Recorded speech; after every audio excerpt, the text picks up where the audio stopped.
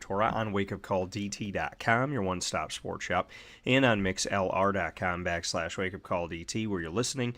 You are watching on Facebook Live on facebook.com/wakeupcalldt, as well as on facebook.com/livenowdt, and on the beautiful and wonderful youtube.com/wakeupcalldt inside the Cafe Kubal studios, where sports meets that thing called life. Head out to Cafe Kubal today and warm yourself up with their awesome coffees, their chais, and their teas in general. I love their chais. I have tried it with mint. I've tried it with honey. I've tried it with, like, the French toast cinnamon style one. Obviously, I love the pumpkin. So make sure you get out and get your Cafe Kubal today. Wake Up Call is on the road, or else I'd have one sitting right here with me. I need to call Matt Goddard and be like, hey, can you parachute one over to me, helicopter it over to Brooklyn? So make sure that you go and get yours today on the corner of Route 11 and Taft Road at Sweetheart Corners in their drive-thru location, as well as on 343 Fayette Street in Manlius, New York at their giant behemoth of a brown stripe building.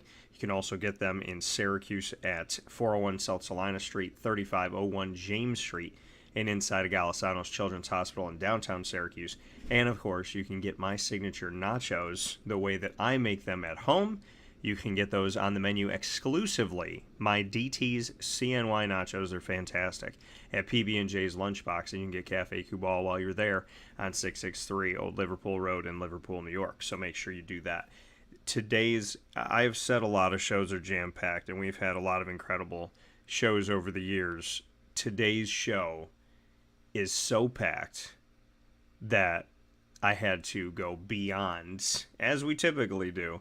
I had to go beyond 11 o'clock, but I was scheduling these beyond this because I want to make sure I get everybody in. It's our final broadcast inside the Monday through Friday window here of tournament week. And you know that tournament week I take very seriously. We do a lot of cool things here on Wake Up Call with Dan Tortora. And one of those things for years, since they were in Washington a while back for the ACC tournament, is that I have Syracuse Orange men's basketball alumni on the broadcast throughout the week, regardless of if Syracuse wins or loses. I always have Syracuse Orange alumni on the show, and this year has been no different. We're going to continue that this week, and we're going to do a ton of great opportunities here on today's show to speak with some awesome people. And, of course, to do our signature segments inside of MonPazPopcorn.com is what's poppin'. We're going to start the show off with the annoying moment of the week, as we always do every Friday, proudly presented by Carvel DeWitt. Then we'll jump into Lead, Learn, Evolve, Ad-Lib, and Deliver, and it's going to be about living in the moment, taking a picture of the moment. We're going to talk about that with Juanita Ward, proudly presented by Chick-fil-A Cicero and Chick-fil-A Clay. Then we'll jump into the top dog of the week, and right underneath the top dog of the week is who we're honoring, Mr. Bob Holliday of WRALSportsFan.com, a longtime contributor and someone who has covered Coach K for a very long time, covered the Carolina schools, covered the ACC. Bob's joining us today to speak on Coach K, the ACC tournament, and more, as he is honored as our top dog of the week, proudly presented by K9 Camp Dog Daycare and K9 Kampground Dog Boarding. And then we'll get into my conversation with, around 10:15 a.m. Eastern Time, with Roosevelt Bouie Jr., who rejoins the show to speak on Buddy Boeheim, Jim Boeheim, and Syracuse's efforts against Duke to round out their season this season.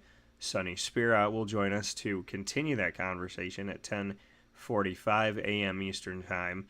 At 11:15 approximately this morning, past our typical hours at 11:15 a.m. Eastern Time, I will share my conversations with Jim Boeheim, Jimmy Boeheim, and Coach K on the Boeheims and on Syracuse and so many different wonderful things that Coach K and Jim Boeheim touch upon, including Jimmy giving his thoughts. So we talk about the game itself against Duke. We talk about the connection between Coach K and Jim Boeheim and Syracuse coming to the ACC, as well as Coach K's thoughts on Jimmy and Buddy and their evolution. And then we speak with Jim Boeheim about, the evolution of his sons and his take on Jimmy and Buddy. So a lot of great stuff coming up with the Boeheims as well around 11:15 a.m. Eastern Time. And then right after that, at 11:30 a.m. Eastern Time, Mike Kitts will be joining the show, longtime NCAA official who is now the coordinator of men's basketball officiating for numerous conferences. He has been in the officiating world for decades. He's been at Final Fours and national championships. He knows what he's talking about, and I have commandeered him to come on to today's show to speak about exactly what happened in his mind with the Buddy Boeheim situation. So a lot of great stuff coming up here today, a lot of fantastic guests, and a jam-packed show that only gets more jam-packety-packed as we continue to evolve here on Wake Up Call with Dan Tortora. So thank you so much for being here and hanging out with us where sports meets life. It is now time to jump into the annoying moment of the week, proudly presented by Carvel DeWitt on 4322 East Genesee Street in DeWitt, New York. It is what happy tastes like, and it is what always starts off our Fridays. So very happy to have the annoying moment of the week here for you as a segment that has graced the stage of Wake Up Call exclusively for 11 years at least right now, which is incredible. Not only the 11 years of having the annoying moment of the week, but the 11 years of working with our longest standing partner, which is fitting because they're the longest standing Carvel franchise in America, and that is Carvel DeWitt.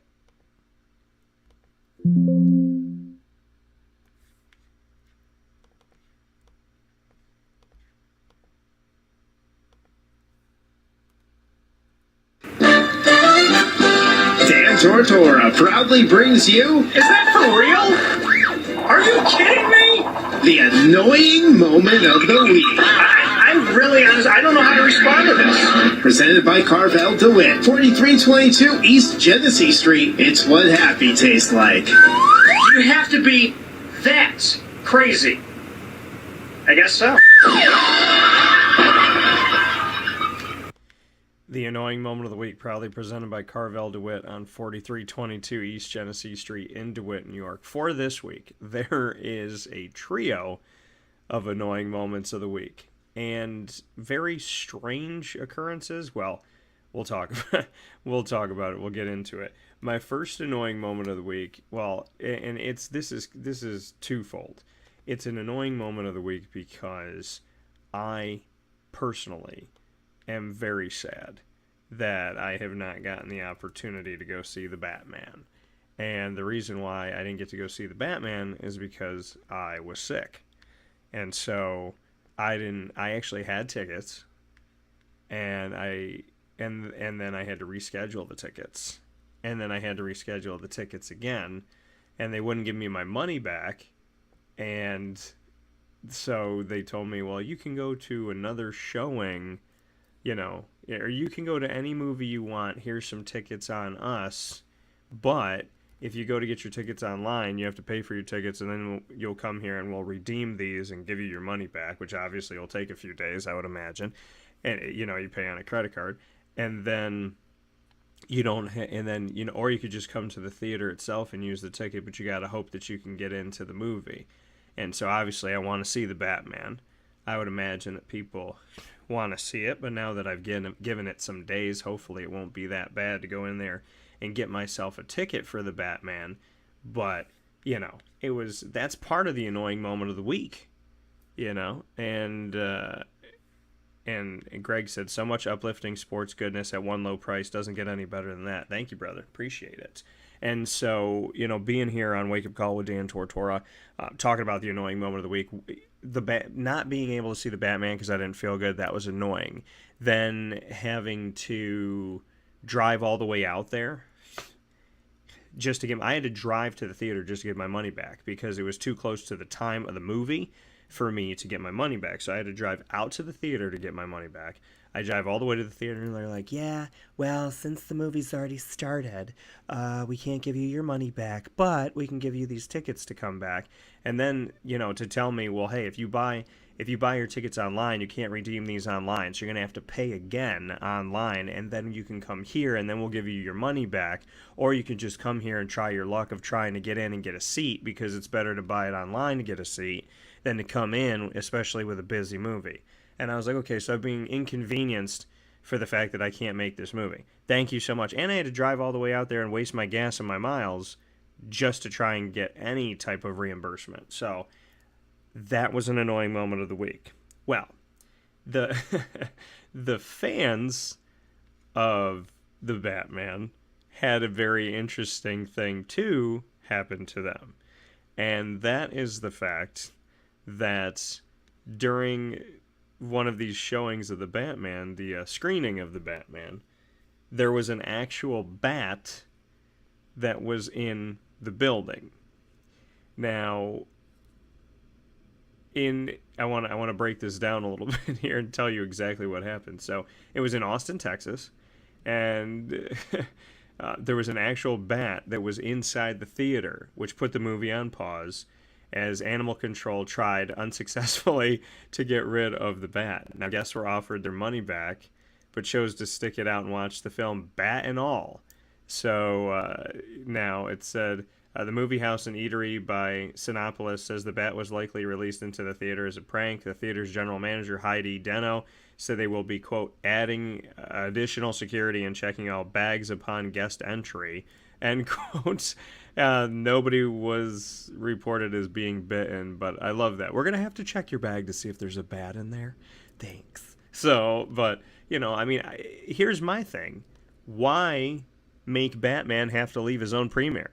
I mean, that's my thought, right? See, Robert Pattinson is Batman, and I'm not spoiling anything. I mean, we found out that he was going to be Batman a while ago, but Robert Pattinson is Batman, and with Robert Pattinson being Batman, go with me on this for a second. Before he was Batman, he was in Twilight, and in Twilight, he was a vampire. And what do vampires turn into when they travel? Bats. So I think Robert Pattinson was making an appearance to be with the fans and watch his movie, and I think that people are trying to spoil, you know, his parade. So, you know, in my mind, it's one of two things. Either it was Robert Pattinson trying to enjoy his own movie, which in that case, leave him alone, or the Bat was like, hey, you know, this is a movie being made about me. So I want to be here. I want to come here to see it. So why make, you know, our guest of honor have to leave? Also, the annoying yet funny part of it is, you know, is them saying, hey, we're going to beef up security. We're going to have to start checking bags. We're going to have to start checking bags, making sure that people don't bring a bat. I would think that that bag would be pretty clear to, like, see, right? Sir, have you brought anything? Is there...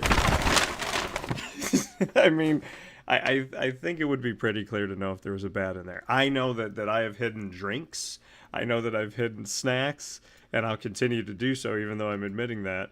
But but I think if there was an actual bat, that there would be, you know, I think it would be pretty clear the person that brought in the bag that won't stop shaking and moving. Not even a bag. It would probably be like a pillowcase, I would imagine. So, you know, just thinking about, or a garbage bag, you know. I don't think somebody would carry it in their purse. If they did, then they're a bat whisperer, and then they should probably be called to be on some type of a show to speak about their ability to talk with the bats and get them to do things that they need them to do, like come to a premiere. But, you know, it's one of two things. Either somebody's crazy, or, which is very possible in today's world, or, you know, the bat wanted to be part of, you know, a movie that was about him.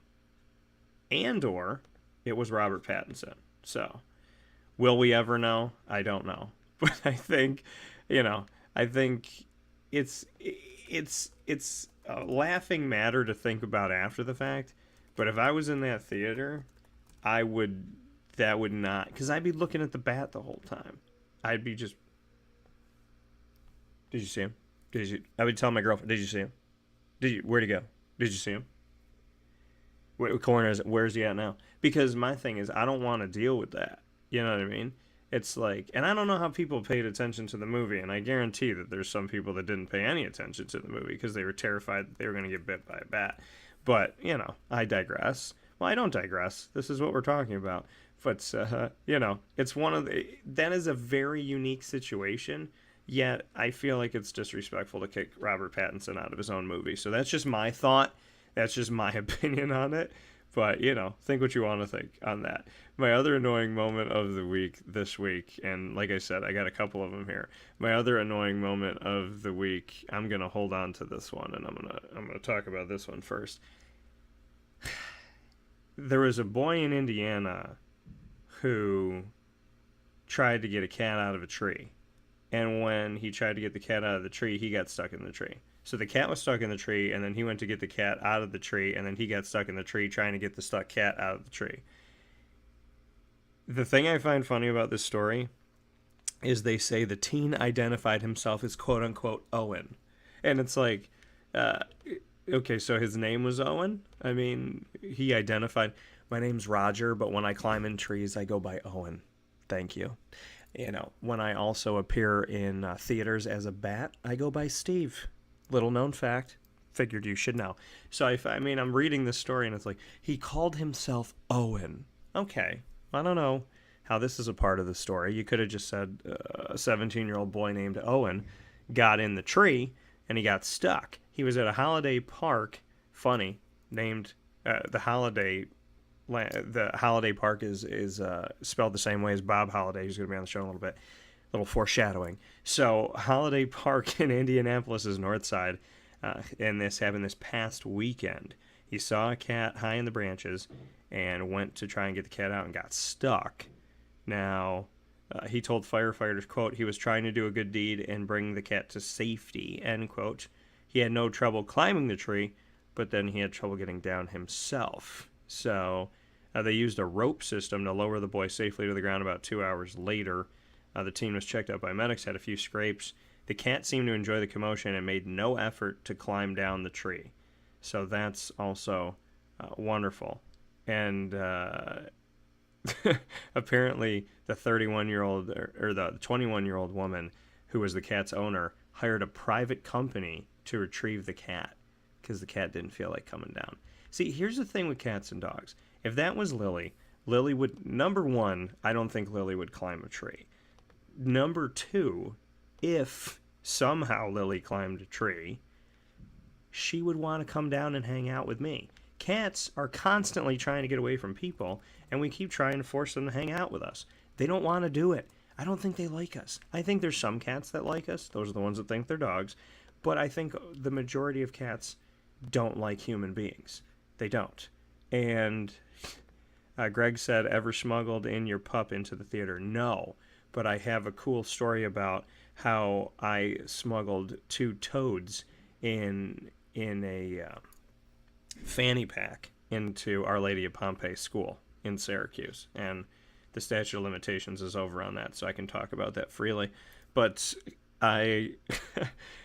kid gets stuck in a tree trying to get the cat out. He gets stuck. And then the cat, he goes up there to save the cat, and the cat's like, I don't need saving. I'm going to do this on my own. And then the 21-year-old woman had to hire a private company. Who is the private company? Who is the black ops team that comes in there that are better than the firefighters to go scale the tree and get the cat? That's what I want to know. What is the private company that this woman hired? Hello? Hello? Is this Felines Anonymous? Yes. My cat Larry, he goes by Larry when he's in trees. His name is actually Roger. But Larry is in a tree right now, and I need you guys to send your best. I mean, are these a bunch of people that used to be Navy SEALs that decided, hey, we need to do something on the side, want to make a little bit of cash, don't want to sit back at home and do nothing, so let's have a private investigation company where we investigate cats in trees and then we scale them and get them? I mean, it's the wording of this story. Who is this private company? Why did you say he refers to himself as Owen in quotes like it's not his name? It's just, I think that throws me off more than the fact that the cat's like, screw you, I'm not coming down. I don't want to be around people. And that's the thing. They're up there saying the cat seemed to enjoy the moment. Of course it did. Because cats hate people. I think that cat went up in the tree so that a person would go up in the tree so they could try and get rid of one of us. That's what I think. I think cats are trying to take over the world. It's just my theory. It's just my theory. So, you listen, you have a cat or a dog, it's totally fine. Whatever you got, rock with it. You know, I'm just saying, I think that dogs love people, and I think that a lot of cats hate people. You know, I don't think every cat hates people. But I do think that the cat in the tree that you try to save that doesn't care that it's trying to be saved and is just watching you stuck in the tree, I think that is a telltale sign of what I think most cats are like, which they hate people. Not all of them. I've met 3 that don't. Okay? Because you can't group everybody together. I just think the majority of cats don't like people. So, Matt is talking about recruiting. Matt, we're going to definitely get into Syracuse basketball talk. So, keep sending your thoughts. We will get to those thoughts as we have Roosevelt Bouie and Sonny Spera on the show, and maybe some stuff with Bob Holliday as well. My third and final annoying moment of the week, my third scoop of the annoying moment of the week this week, as it's brought to you by Carvel DeWitt, 4322 East Genesee Street in DeWitt, New York. So the bat in the theater and the cat in the tree, this all had to do with animals and reptiles. I didn't realize I did that before I did that. But anyways, of all the stories we just talked about, this is the most disturbing story. Highly disturbing. Okay? I don't even know how what do you charge this person with? Anywho. Maybe it'll be here. So, a person trying to get past the U.S. border in California had 52 reptiles hidden in his clothing. The man is 30 years old. He is a U.S. citizen. And the border agents found 52 live reptiles in small bags, quote, which were concealed in the man's jacket, pants pockets, and groin area. 9 snakes and 43 horned lizards were seized. Some of the species are considered endangered now. So this, I can't even begin to have this conversation. I really can't. I have a lot of thoughts. What was in his groin area? Was it a snake? That would make the story more funny. But anywho, Sydney Aki, Customs and Border Protection Director of Field Operations in San Diego said, quote, smugglers will try every possible way to try and get their product, or in this case, live reptiles, across the border. In this occasion, the smuggler attempted to deceive CBP officers in order to bring these animals into the U.S. without taking care for the health and safety of the animals, end quote. 30 years old. 9 snakes, 43 horned lizards. Some of them considered to be endangered. In what world? Now, I think smuggling of any of this stuff is wrong. But in what, smuggling drugs or any of that stuff, in what world do you put, and he put them in his jacket, in his pants pockets, and in his groin area? I mean, I guess in the groin area, if the Border Patrol was like, hey, what's that? And he could be like, wouldn't you like to know? You know what I mean? He can make a joke of it, like, I'm not going to take my pants off. But I want to know what he was doing or how bad he was sweating that he had, instead of having a bunch of steaks in his big, jacket, puffy jacket. I want to know, because I'm imagining he was wearing a puffy jacket or a trench coat. I want to know why Border Patrol stopped him. I want to know what threw them off. Sir, are you bringing anything over the border? What was that? I just opened a soda. I didn't see your hand move. Me neither. Is there something moving in your pants? I don't have to answer that. Sir, why don't you get out of the vehicle? Why don't you take... could you imagine... patting this guy down and just pulling out Ziploc bags of snakes and lizards. Just one by one being like, what is wrong with humanity? Now, Greg said absolutely keeping those. Oh, okay. Yeah. So, looking at what's coming up here for Syracuse recruiting conversation. But yeah, this story is nuts. It's beyond nuts. It's beyond nuts. Again, I want to know if he was hiding a snake in his groin area. I want to know, was he sweating? Did the snake make a noise? Did it rattle? What happened that made the Border Patrol pull this guy over? You know what I mean? Or the fact that maybe it's like really hot and he was wearing a giant winter jacket. What are you doing today, sir? Nothing. Are you bringing anything? I don't think so. Ow, ow, ow, ow, ow. You know what I mean? And why? And here's the thing. You have some guts. Horned lizards. I think there's some horned lizards that shoot blood through their eyes. It's poisonous, if I'm correct. And I also believe that many snakes bite. I don't know if garter snakes, I think all snakes have the capability of biting. I think garter snakes are pretty tame. I don't think he had a garter snake, I would imagine. But of everything that Border Patrols, I would love to sit with a Border Patrol agent and be like, what's the craziest thing you've seen? And if I tell them this story and they're like, no. Somebody tried to bring an elephant. They said that it was their Uncle Bob. You know what I mean? I want to know the craziest story that Border Patrol has ever dealt with.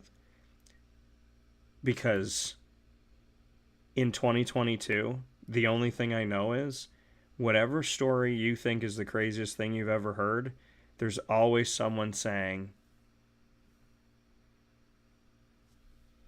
I need to tell you something. There's always a crazier story. Why?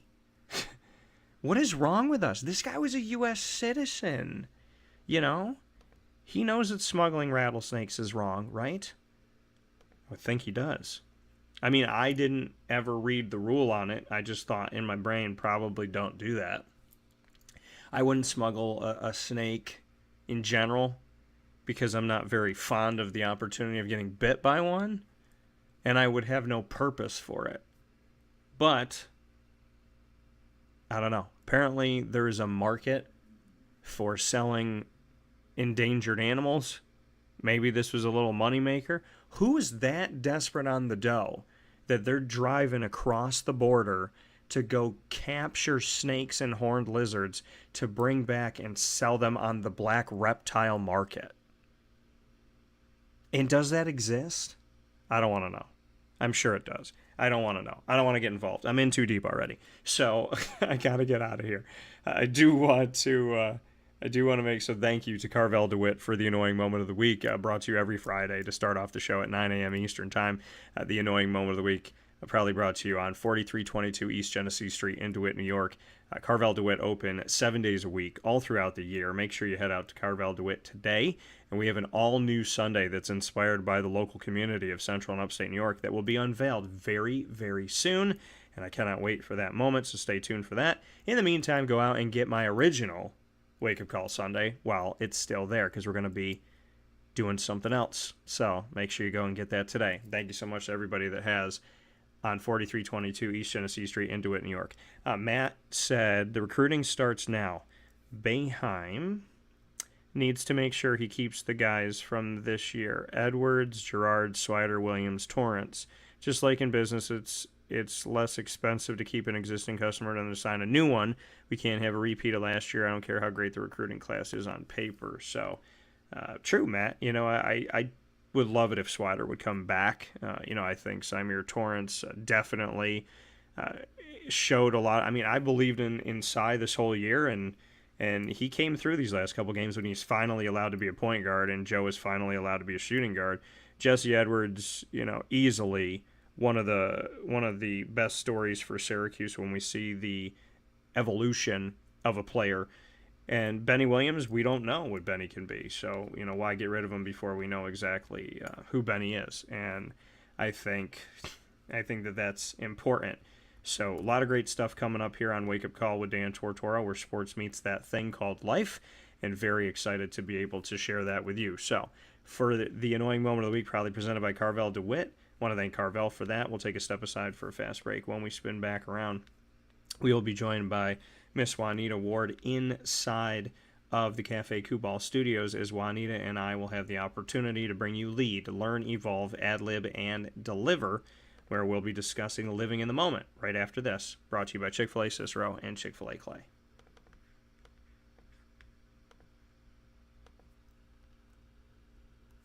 Carvel DeWitt, it's what happy tastes like. Do you know why? Because we make ice cream. Creamy, rich, flavorful ice cream. Not yogurt or iced milk like some of our competitors. Ice cream. Fresh, by hand, daily. For the calorie conscious, we have something new for you. Our new Carvelite. Same great flavor, creaminess, and texture of our regular ice cream with only 35 calories an ounce. So whether you want an ice cream cake, flying saucer, dasher, carvalanche, hard or soft ice cream, we will satisfy your craving with our fresh, handmade regular or new Carvelite ice cream. Carvel DeWitt. It's what happy tastes like.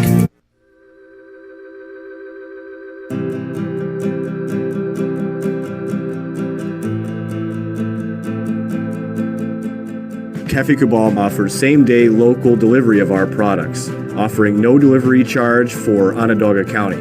Shop cafecabal.com for fresh roasted coffee beans, cold brew, travel mugs, and all your essential Cafe Cabal needs. Cafe Cabal, coffee for the soul.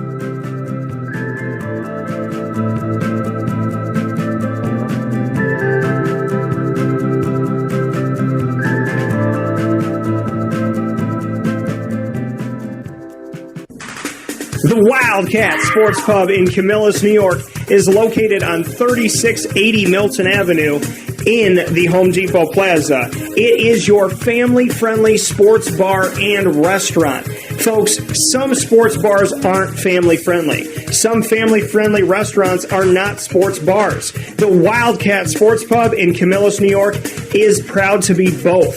It is that marriage that you've been looking for years. The Wildcat Sports Pub is your home base for your sports bar and restaurant needs, games for the kids, indoor and outdoor activities, and enough things on the menu to come back every single week and get to try something new. They're open Sundays from noon to 8 p.m., Monday through Wednesday, 11 a.m. to 11 p.m., and Thursday through Saturday from 11 a.m. to midnight. For reservations and party information, call 315-487-2222 for the Wildcat family-friendly sports pub and restaurant.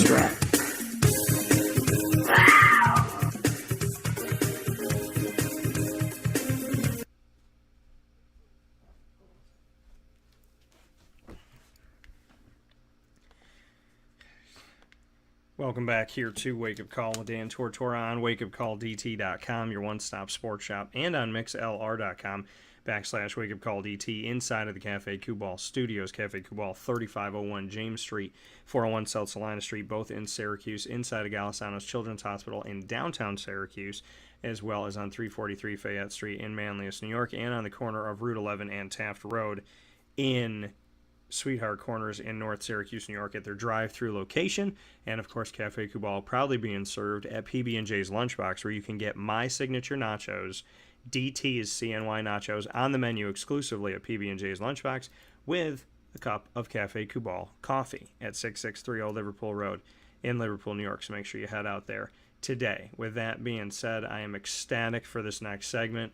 A lot of great stuff coming up here with Miss Juanita Ward, as we always have the opportunity to hang out here where sports meets that thing called life. And I am so grateful and so honored every single Friday to be able to bring you Lead, Learn, Evolve, Ad-Lib, and Deliver.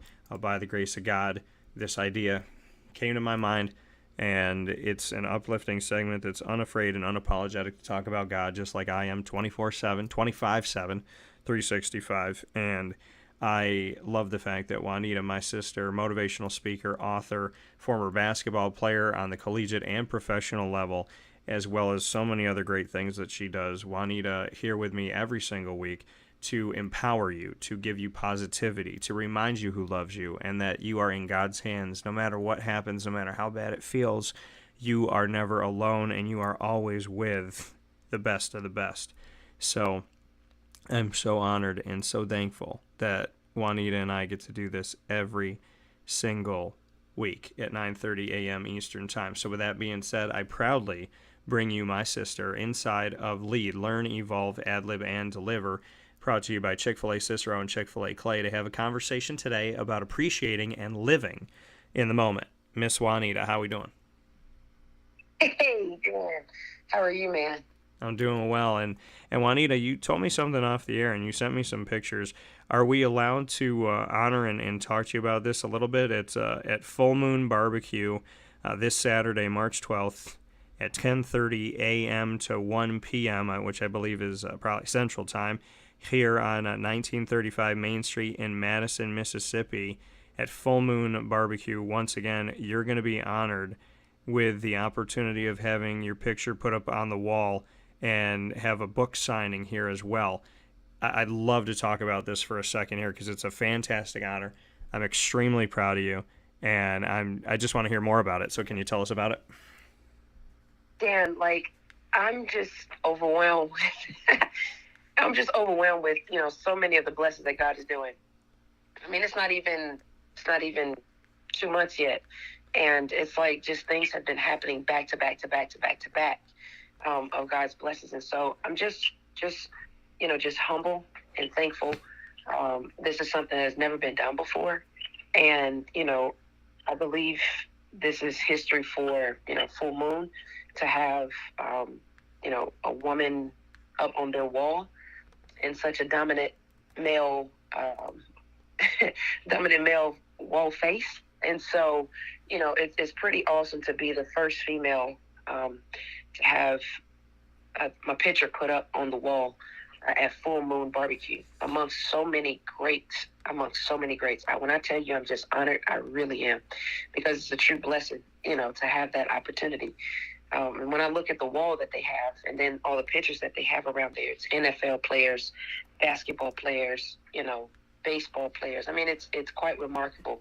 And then to be the only female to have a picture put up, it's just the beginning, to start something great. Because there are other young ladies, that are fantastic, that are phenomenal. And there are other people that are fantastic and phenomenal. And, it's more of, if you just keep pushing, just keep pressing and keep believing, God's plans are far better than ours. His ways are far better than ours. And they're above anything that we could ever think, ask, or imagine. And so if you just believe and truly believe and stay humble and be a servant, the blessings that God has for us as his children is quite remarkable. And so not only will, the picture be there, I'm also going to do a book signing, which is pretty awesome because it's never been done before.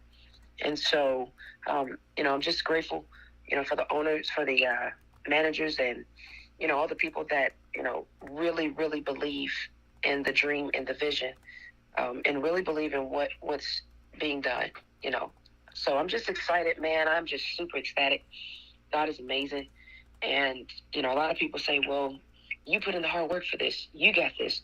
I don't know why people are always trying to thank God. Well, I'm not all people. I'm a person. And I know this. The Bible says to give thanks at all times. So I do know that this was far in the plan before I even got to this appointed time. I'm just happy to be here to celebrate this moment and this opportunity, and to most importantly give God glory and praise, and to let some other young person know that just because it may not seem possible, it may seem impossible, God still says that I'm possible. What seems impossible to man is possible to God. And, there's a couple more things that are coming up as well that has never been done before. And, I can't wait to share those things. I can't talk about it right now because my PR would, and my personal assistant will be like, why? But, it's coming up soon, and I'm definitely going to let you know about it. I'm just super excited, But Dan, look, I would love to get back to Syracuse, man, and do some things up there, talk to some schools up there. Syracuse is family. So, I would love to get back up there and talk to some schools and things like that. So hopefully you can make that happen for me. Yeah, I think, Juanita, there's open doors everywhere, and there's opportunities to obviously touch a lot of lives and to do a lot of fantastic things. And I think that, you coming up to Syracuse would be a great blessing if there's a way to do that and to have something special here. I think that would be awesome. And I think, for what you've done, and, you said something interesting, very interesting. And, as we speak about appreciating the moment, you spoke about the fact that, you are always glorifying God. And you're always saying, when people are like, wow, you're doing so many great things, and you're like, well, thank God, thank God, God helped me, God got me here, God, assisted me in being where I am right now. And I get the same thing that you said that you got. where people are saying, why are you talking about God? You did it. You know, I remember that. You know, I had dated someone who didn't believe in God. And she was always like, you know, you did this. You brought yourself here. Give yourself credit. I give myself credit. He didn't do anything. He's not living your life. And I was like, yeah, but as much as I try and as much as I give my effort, I'm nothing without him. And he's the one that helps open the doors. And I remember saying to her, if you go to the grocery store and you know, are trying to advance your career and you bump into somebody that you met 7 years ago and that person says, hey, there's a job opportunity here, I'll write you a letter of recommendation and I'll call over there for you, then you end up getting the job. What do you think that is? You think you did that? You think you made that happen? You know? Well, I talked to them. Yeah, but who put them in your path? Who put you there at that time, in that place where you could be anywhere in the world? You know, and I mean, I've met Bob Costas that way. I've met Floyd Little that way. I met Jim Brown that way. And, you know, God has literally just, I got to do ESPN Dream Job, and I won ESPN Dream Job when they did their version of it at ESPN The Weekend. And I didn't even know that was going on. And I remember being nervous, and I called up Mark Burrell, a good friend of mine. And I remember exactly where I was sitting.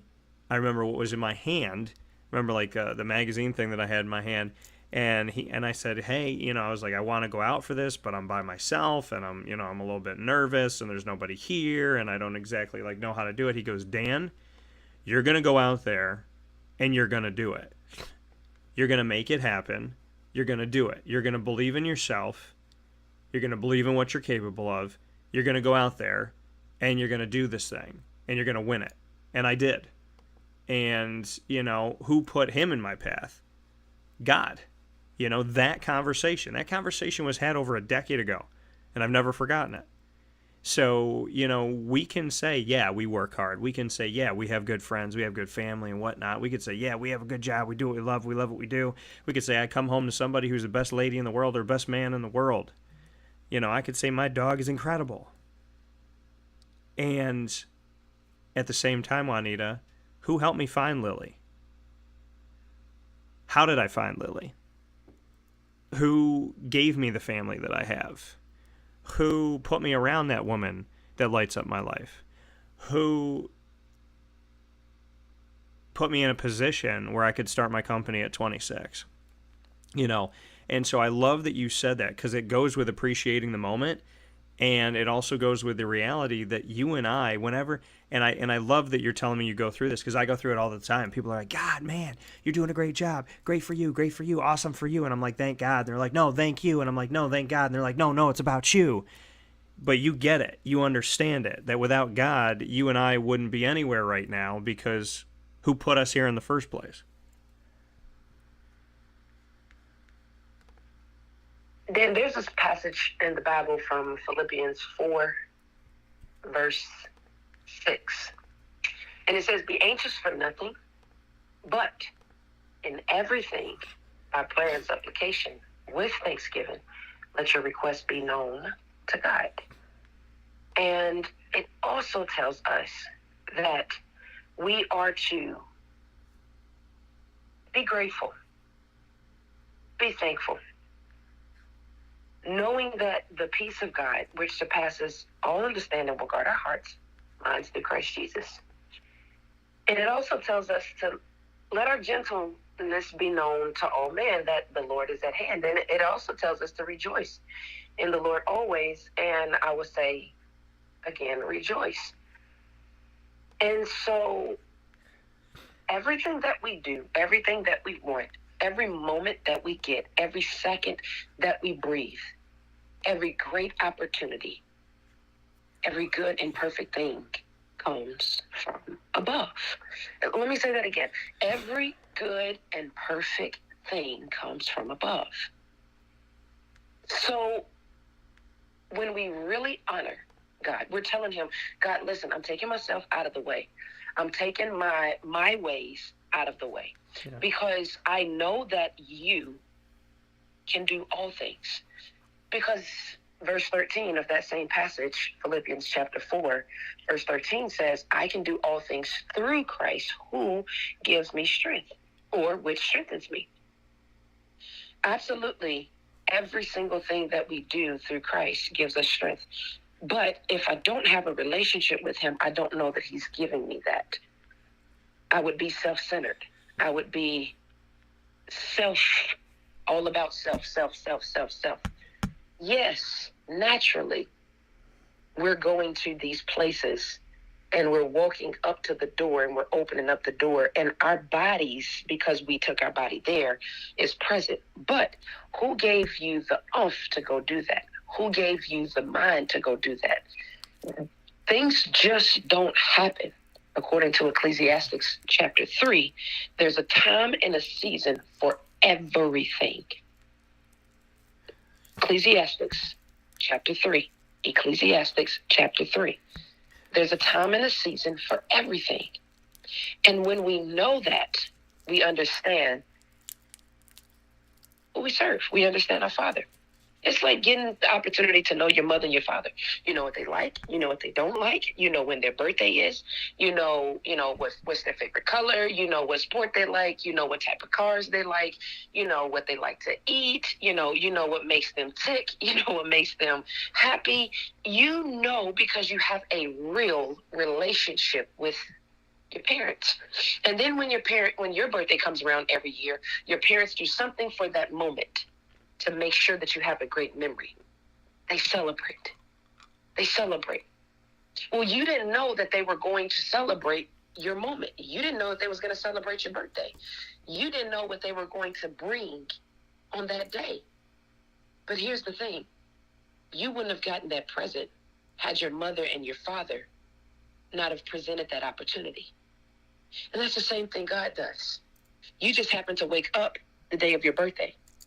And then later on in the day, your parents took you to a place and was like, boom, whoa, what are all these people doing here? You just happen to get to the appointed time that your parents already set weeks and months ago to surprise you. It's the same thing God does.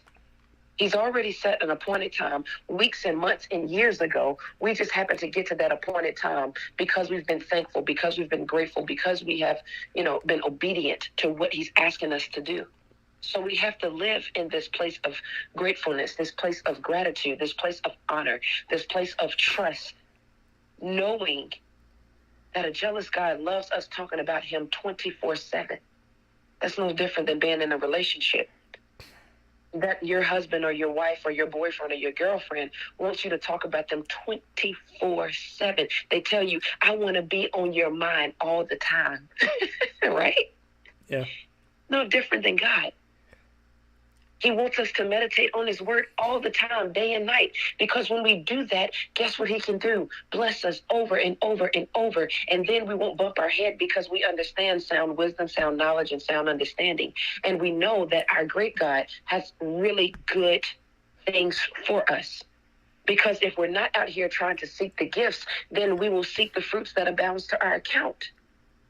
We have to make sure that we know who we're talking about, and not put ourselves in a situation to talk about self.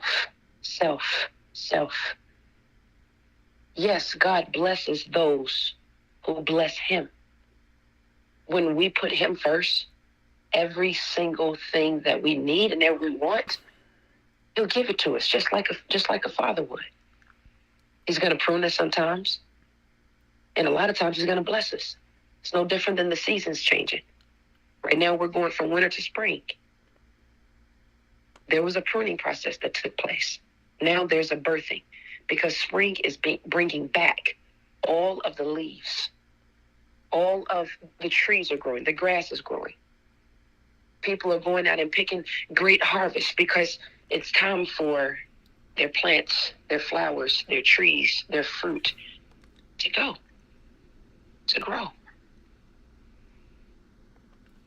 Yeah, and this world that we live in, appreciating these moments and appreciating where we come from. And I like the analogy of the parents, that they prepared something for you, and you just been going about your life, right? And you're getting up and you're walking and you're talking and you're doing your thing, but they prepared something for you. And that thing, as you bring your body here, there, and everywhere, yeah, you're in control of bringing yourself there. And you're walking there and you're doing this, that, and whatever, and you're making sure that you're there by 1 o'clock on a Saturday afternoon, but you didn't know what was behind that door, and I marvel in the fact that God constantly blesses me. I thought about it yesterday. I was like, God, I don't thank you enough. I'm not saying enough. He got me home last night. I tried something different of getting home, and he got me back home. And I trusted myself and I trusted him. And I was tired and I wanted to get there and I wanted to be all right, and he helped me get there. I showed up in a place that I hadn't been in almost a decade. And I didn't realize that I had gained someone's respect and remembrance of what I do. And I was blown away by that. I look up at God and I say, thank you. How did this person remember me? And then I get credentialed for something that I was like, okay, you know what? Shot in the dark, see what happens, because I haven't been there in a while. And it worked out. And it was just incredible. And then to show up there last night and to be treated so well and to be courtside and to be in a press conference and have them look right at me and go ahead, ask your question. Like, where does all of this come from? Yeah, I did something. Yeah, I set a good reputation for myself. But who put the thought in my head, hey, you should apply here? And, who put me in a situation where I could be healthy enough to do it? I was sick for the last 2 weeks. I didn't even know if I was going to be able to travel. And now here I am. I'm at the Barclays Center with the ACC tournament. I'm at Madison Square Garden with the Big East tournament. I'm covering the American Athletic Conference tournament from afar when it's out in Texas. And I'm looking at my life today and I'm going, Dan, a few days ago, you didn't even know if you would be here. So literally, no matter what happens, you're just blessed to literally be in the room. And who got you healthy enough to leave? God got me healthy enough. Got me right there. Got me right there. Yeah, I drank my liquids. Yeah, I tried to sleep. But he got me there. And when I could have done a better job, he still got me there. And you appreciate the moment. You take a snapshot of the moment. You live in the moment. I, for the longest time, didn't live in the moment. And now I'm living in the moment. I'm like, I literally walked into the garden, I sat down, and I went, wow. Wow. I'm in the garden. And the first snapshot that my eyes took, I went, man, this really is one of the greatest places to ever be. To just feel it, the way it's set up. The fans are everywhere. There's like 4 tiers of fans. The stadium, the arena is right there. The ceiling is beautiful. And I just remember saying to myself, Daniel, you are here. You are here. In a world where so few get to do this, you are here. And God and I had a dream together 18 years ago, more than 18 years ago. And God and I had a dream together of starting my company. It'll be a decade on June 20th of this year. And when people say to me, how did you do it? I said, it was just me and God in the trenches. Me and God in the trenches. Yeah, I worked hard. But the 5 million dominoes that fell the right way, I can't take credit for that. Maybe one of them, maybe 2 of them, maybe 10 of them, not 5 million of them. He always found a way. And even when I didn't feel good the last couple weeks, he was like, interview, opportunity, sponsorship opportunity, take this, take this, take this, take that. And I'm sitting here like, God, I don't even feel like I want to get out of bed. And he's like, yeah, but when you do, I got 3 meetings for you. When you do, I got 2 big events for you to go to. When you do, you finally got that interview you were asking for. He was blessing me like crazy when I didn't even feel good. So how can I take credit for that? Well, Dan, you worked hard. Yeah, I did. Yes, I did. Yes, I have, and yes, I will. But I don't know how to tell you folks any other way. If the man upstairs, if he wasn't riding me with this whole time, it would have been a lonely ride. I always believed in myself, but he always believes in me too. And when I have that moment of strife, he's the one that grabs me and says, kid, you're mine. I got you. You're my kid. I love you. I got you. He always gets me home.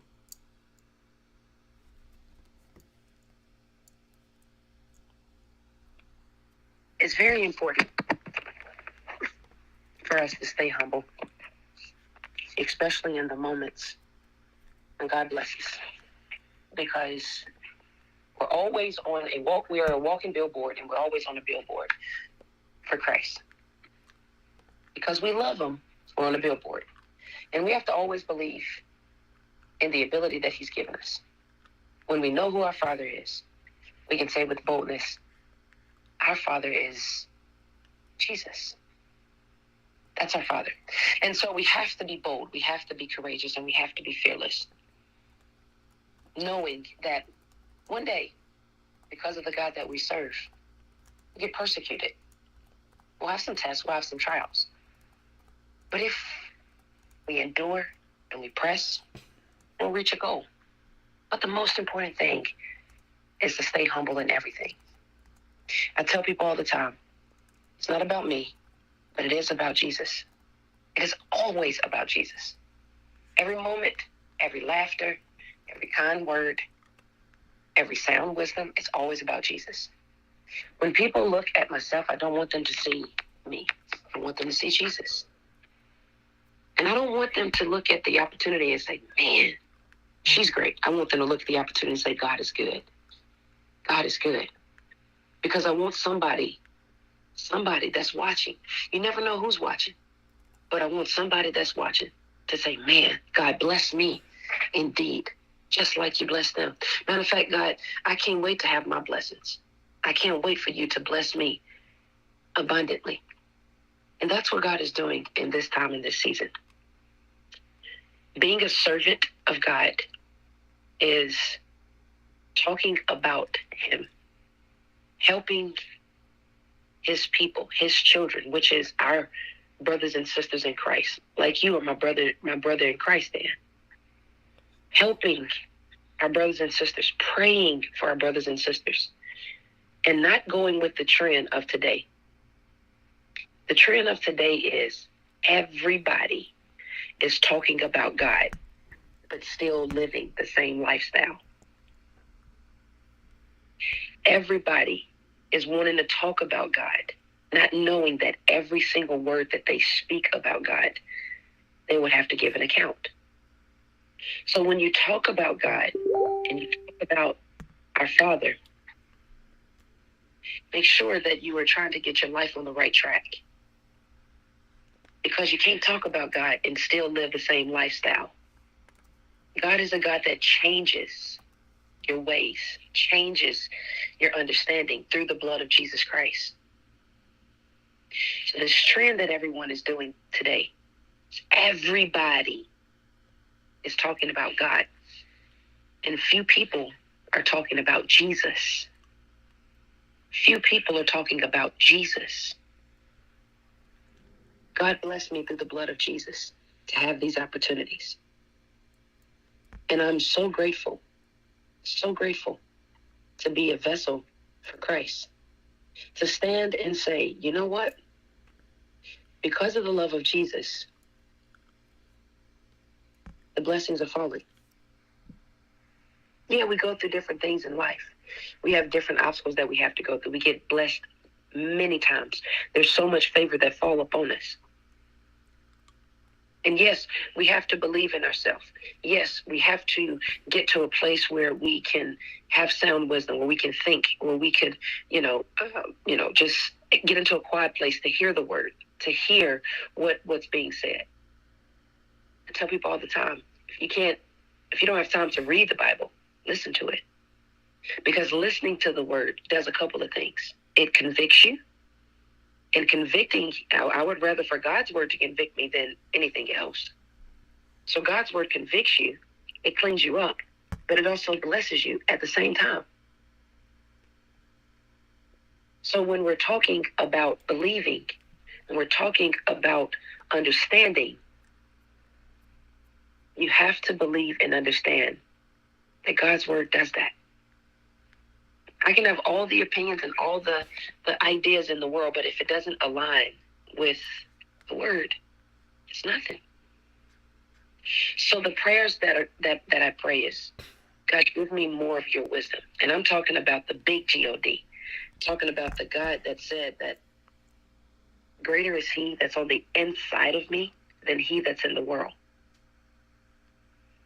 One thing I do know is that you cannot talk about God and still live the same lifestyle. Yeah. You got to talk about God and let your lifestyle, let your mind be transformed. Because God is clean. He's holy. He's righteous. He's just. He's pure. He's not, I'm just going to give you all the time. I'm just going to give you.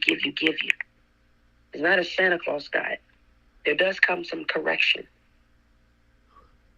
But at the end of the day, the example that he gives us is our guardians on this earth. So when we live in the moment knowing that it came with sacrifice. Live in the moment knowing that this has come with great honor. For me to sign those books, to sign the book, I Will Succeed. To even create this book, I went through so much. Just to create the book, I Will Succeed. I got fought so hard. I got ridiculed so hard. I got talked about so bad. Just to write a book that's going to help somebody believe in themselves. But I'm so grateful that I pressed. I'm so grateful for the tests. I'm so grateful for going through that fire. Did it feel good? No. But according to Romans 8:28, it worked out for my good. Because Romans 8:28 says, all things work together for the good of those that love God, to those who are the called according to his purpose. So I'm grateful for the book. Because every single time one person buys the book, that one person is telling me, thank you so much for pressing.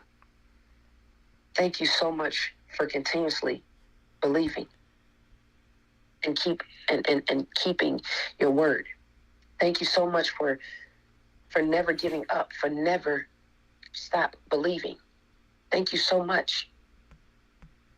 Because Dan, when I tell you, it was, just to write the book, so many people was just mean and ugly and nasty and negative words, and just to put out a book that was going to encourage. But this is what I do know. Anytime you're doing something that's going to change a life, the enemy doesn't want you to break strongholds.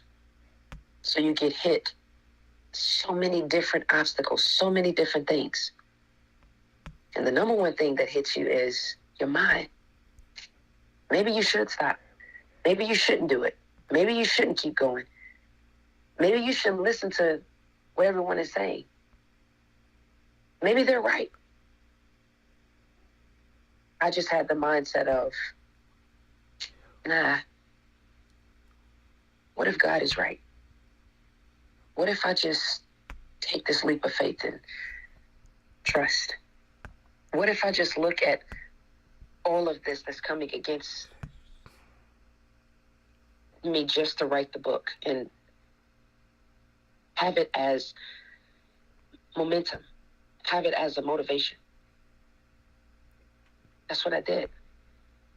So every time I look at this book, this simple book that says, I will succeed, and I look at those footprints walking on the water, it reminds me so much of what I had to go through just to be successful in writing the book. The process is a part of the plan because your process defines your success. And when you're being defined, you always have to go through a refiner. Gold doesn't just become gold overnight. It has to go through a refining process. So whenever you're being persecuted for God's name's sake, just know that He has something greater, something better in store. Yea, though they slay me, yet will I trust Him. That's what the word says. And so, to have this book signing, I'm so grateful. I'm so grateful because it's like if I had stopped, look how many lives would not have been affected. But because I pressed towards the hill, which cometh my strength, my help came from God to write the book, to encourage somebody, to give just a little bit of beacon of hope. To give just a little bit of hope so that somebody could believe that their moment is right around the corner. Never stop believing. Always believe. I will succeed. Because when you do that, that's saying, God, I trust you in everything. I trust you in the good. I trust you in the bad. I trust you. I'm thankful because I know that you are the master creator. So when we give God glory, we got to give God glory with a humble heart. We got to give Him glory with submission because it is nothing but Him that opens up the door. It is nothing but Him that closes the door that no man can open. So we're thankful, grateful, thankful and grateful. Never think that you are the one that's doing it. Because the word says pride comes before the fall. Yeah. And if you want to boast about something, boast about how good God has been. Don't boast about yourself. Boast about how good God has been. Because when you put God first at everything, He shows up and shows out. Coming from Miss Juanita Ward in lead, learn, evolve, ad-lib, and deliver on Wake Up Call with Dan Tortora, where sports meets life, brought to you by Chick-fil-A Cicero and Chick-fil-A Clay. He shows up and he shows out, and he's always on time, and he's the coolest best friend to have. I mean, honestly, he's the best person to walk through the streets of New York City with. So, Juanita, as always, I appreciate you. I love you. Congratulations. I can't wait to see pictures from the book signing. I'm so happy for you to be on the wall. And God is great. So I look forward to talking with you soon. Make sure you live in the moment. Thanks, Dan. Love you back, man. All right, take care. That coming from Miss Juanita Ward on Wake Up Call with Dan Tortora, where sports meets that thing called life. So definitely appreciate the fact that we've had the opportunity to speak with Juanita here on Wake Up Call with Dan Tortora, and thank her so much for being a part of the show where sports meets that thing called life. So a lot of great stuff coming up here with Miss Juanita Ward, and happy for her as always, and happy to do lead, learn, evolve, ad-lib, and deliver. So a lot of great things, a lot of beautiful moments, and a whole lot of God. So thank you to Juanita for that awesome conversation. We're here now with Bob Holliday of WRALSportsFan.com, a longtime contributor and someone who has been in the sports world here for decades, bringing us amazing coverage, including that of the ACC, of Coach K, of Duke, and of those teams in the great state of North Carolina. It is my honor and my privilege to not only have Bob Holliday on today's broadcast, but to let Bob know that he is being honored as our top dog of the week this week, proudly brought to you by K9 Kampground Dog Boarding and K9 Kampground, K9 Camp Dog Daycare as well. And I just want to give Bob a very special welcome and thank you for him being part of the show today as we name him our top dog of the week. Name the top dog of the week for all the efforts and all the work that he has done over the years. He is someone who consistently is out there helping, telling stories, bringing people together, and not making it about himself. So today, I want to honor Bob and make it about him here by saying thank you to Bob Holliday for all that he's done for sports, for journalism, for the media, and for the people whose lives he's touched, and for the family that you can see on any of his social media loves him right back in such an amazing way. So with that being said, we are here to talk about Duke, to talk about Coach K, to talk about the ACC tournament and more, but not before I say, Bob, congratulations, because you today are being spotlit as our top dog of the week. How you doing, Bob? Dan, I'm doing great. Wow, what an introduction. I am honored to be your top dog. Thank you. Absolutely. And Bob, I hope you're doing well, and I hope everything is going well for you. I want to jump right into it, to the ACC tournament, and just, what your takeaways have been from a tournament that's been very eventful. And I definitely want to start first and foremost with the fact when we speak about it being eventful, there's been multiple overtimes, there's been multiple games decided by 1 point. Just what you can say about how these teams have matched up against each other and how they've had to fight for really everything. And outside of a Syracuse blowout of Florida State, everything else has been relatively within a few possessions, if not down to the final shot. The North Carolina-Virginia game last night was fairly anticlimactic. North Carolina's defense on Virginia was really pretty extraordinary. Virginia actually played good defense. Carolina just shot 39% and 26% from the three, but still won by 20. So defensive masterpiece by North Carolina. And so last night's late game, I don't think kept a lot of people awake who weren't Carolina fans. But yeah, even the blowout game was eventful because that, of course, involved the unfortunate Jimmy Boeheim punch of Wyatt Wilkes, and I couldn't agree with Coach Boeheim more.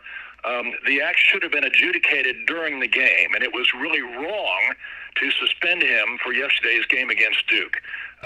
He should have been cited for an F2 during the game and served his time then. But anyway, it was mishandled. Unfortunately, the officials didn't see it during the game, and anyway, I'll get off my soapbox, but I regret. I loved watching Buddy Boeheim play, and regret not getting the chance to see him play yesterday. His brother Jimmy played out of his mind, the best game I've seen him play, and Joe Girardi was right there as well, especially in the first half. In fact, I would say, Dan, that maybe three of the great offensive performances I've seen all season have come from Syracuse players, because Cole Swider and Chapel Hill was just, that's the performance of the year right there. They couldn't stop him. Yeah, and seeing, and I agree with you wholeheartedly. If you want to punish Buddy Boeheim, then you punish Buddy Boeheim during the game.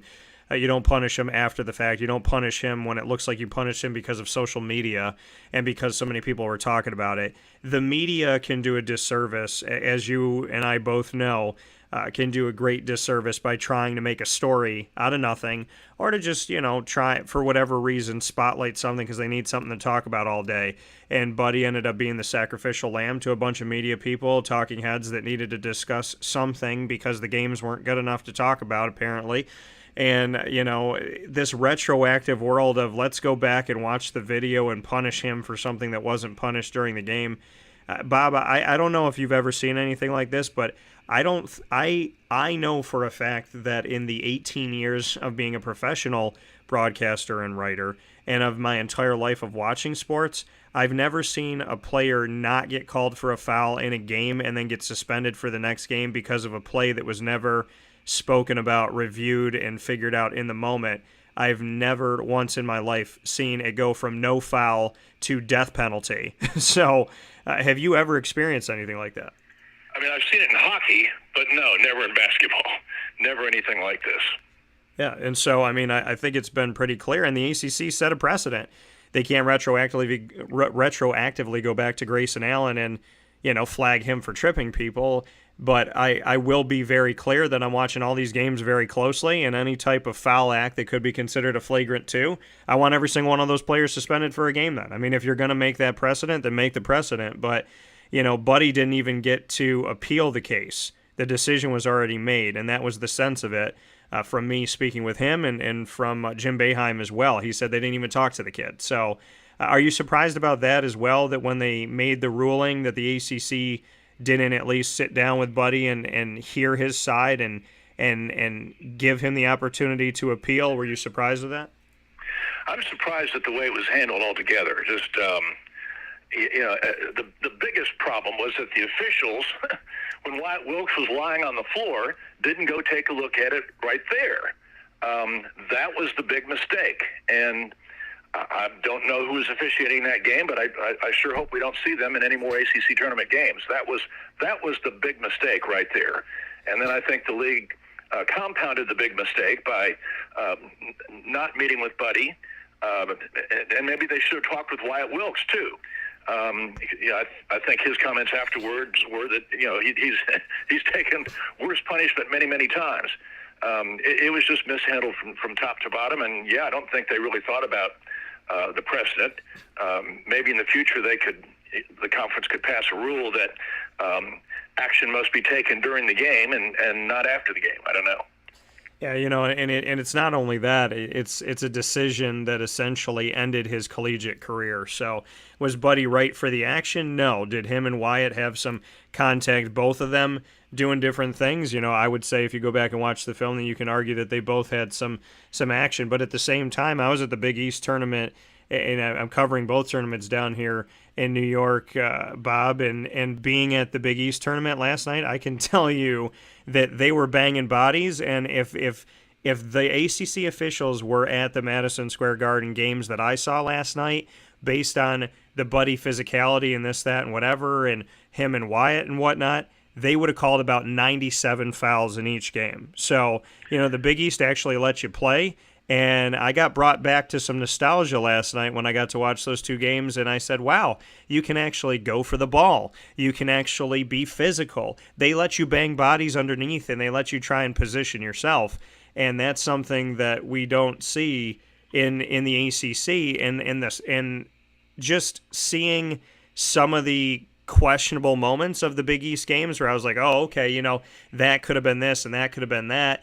And how a guy will say something to somebody. And there was one point in the game where a player said something to another player on the other team, and one of his teammates came up and bumped him. And I was like, okay, well, that could have been like the Buddy call, and that could have been a one-game suspension. Wasn't a foul, wasn't anything. So, it's just interesting to go right down the road and see these physical games being played and these moments of passion and moments where you kind of maybe lose a little bit of control in the moment, and, they were allowed to kind of just keep moving and play on. Wyatt Wilkes said himself it wasn't a big deal. Leonard Hamilton said it wasn't a big deal. So the only big deal that it was to a bunch of people on Twitter and apparently to the ACC office.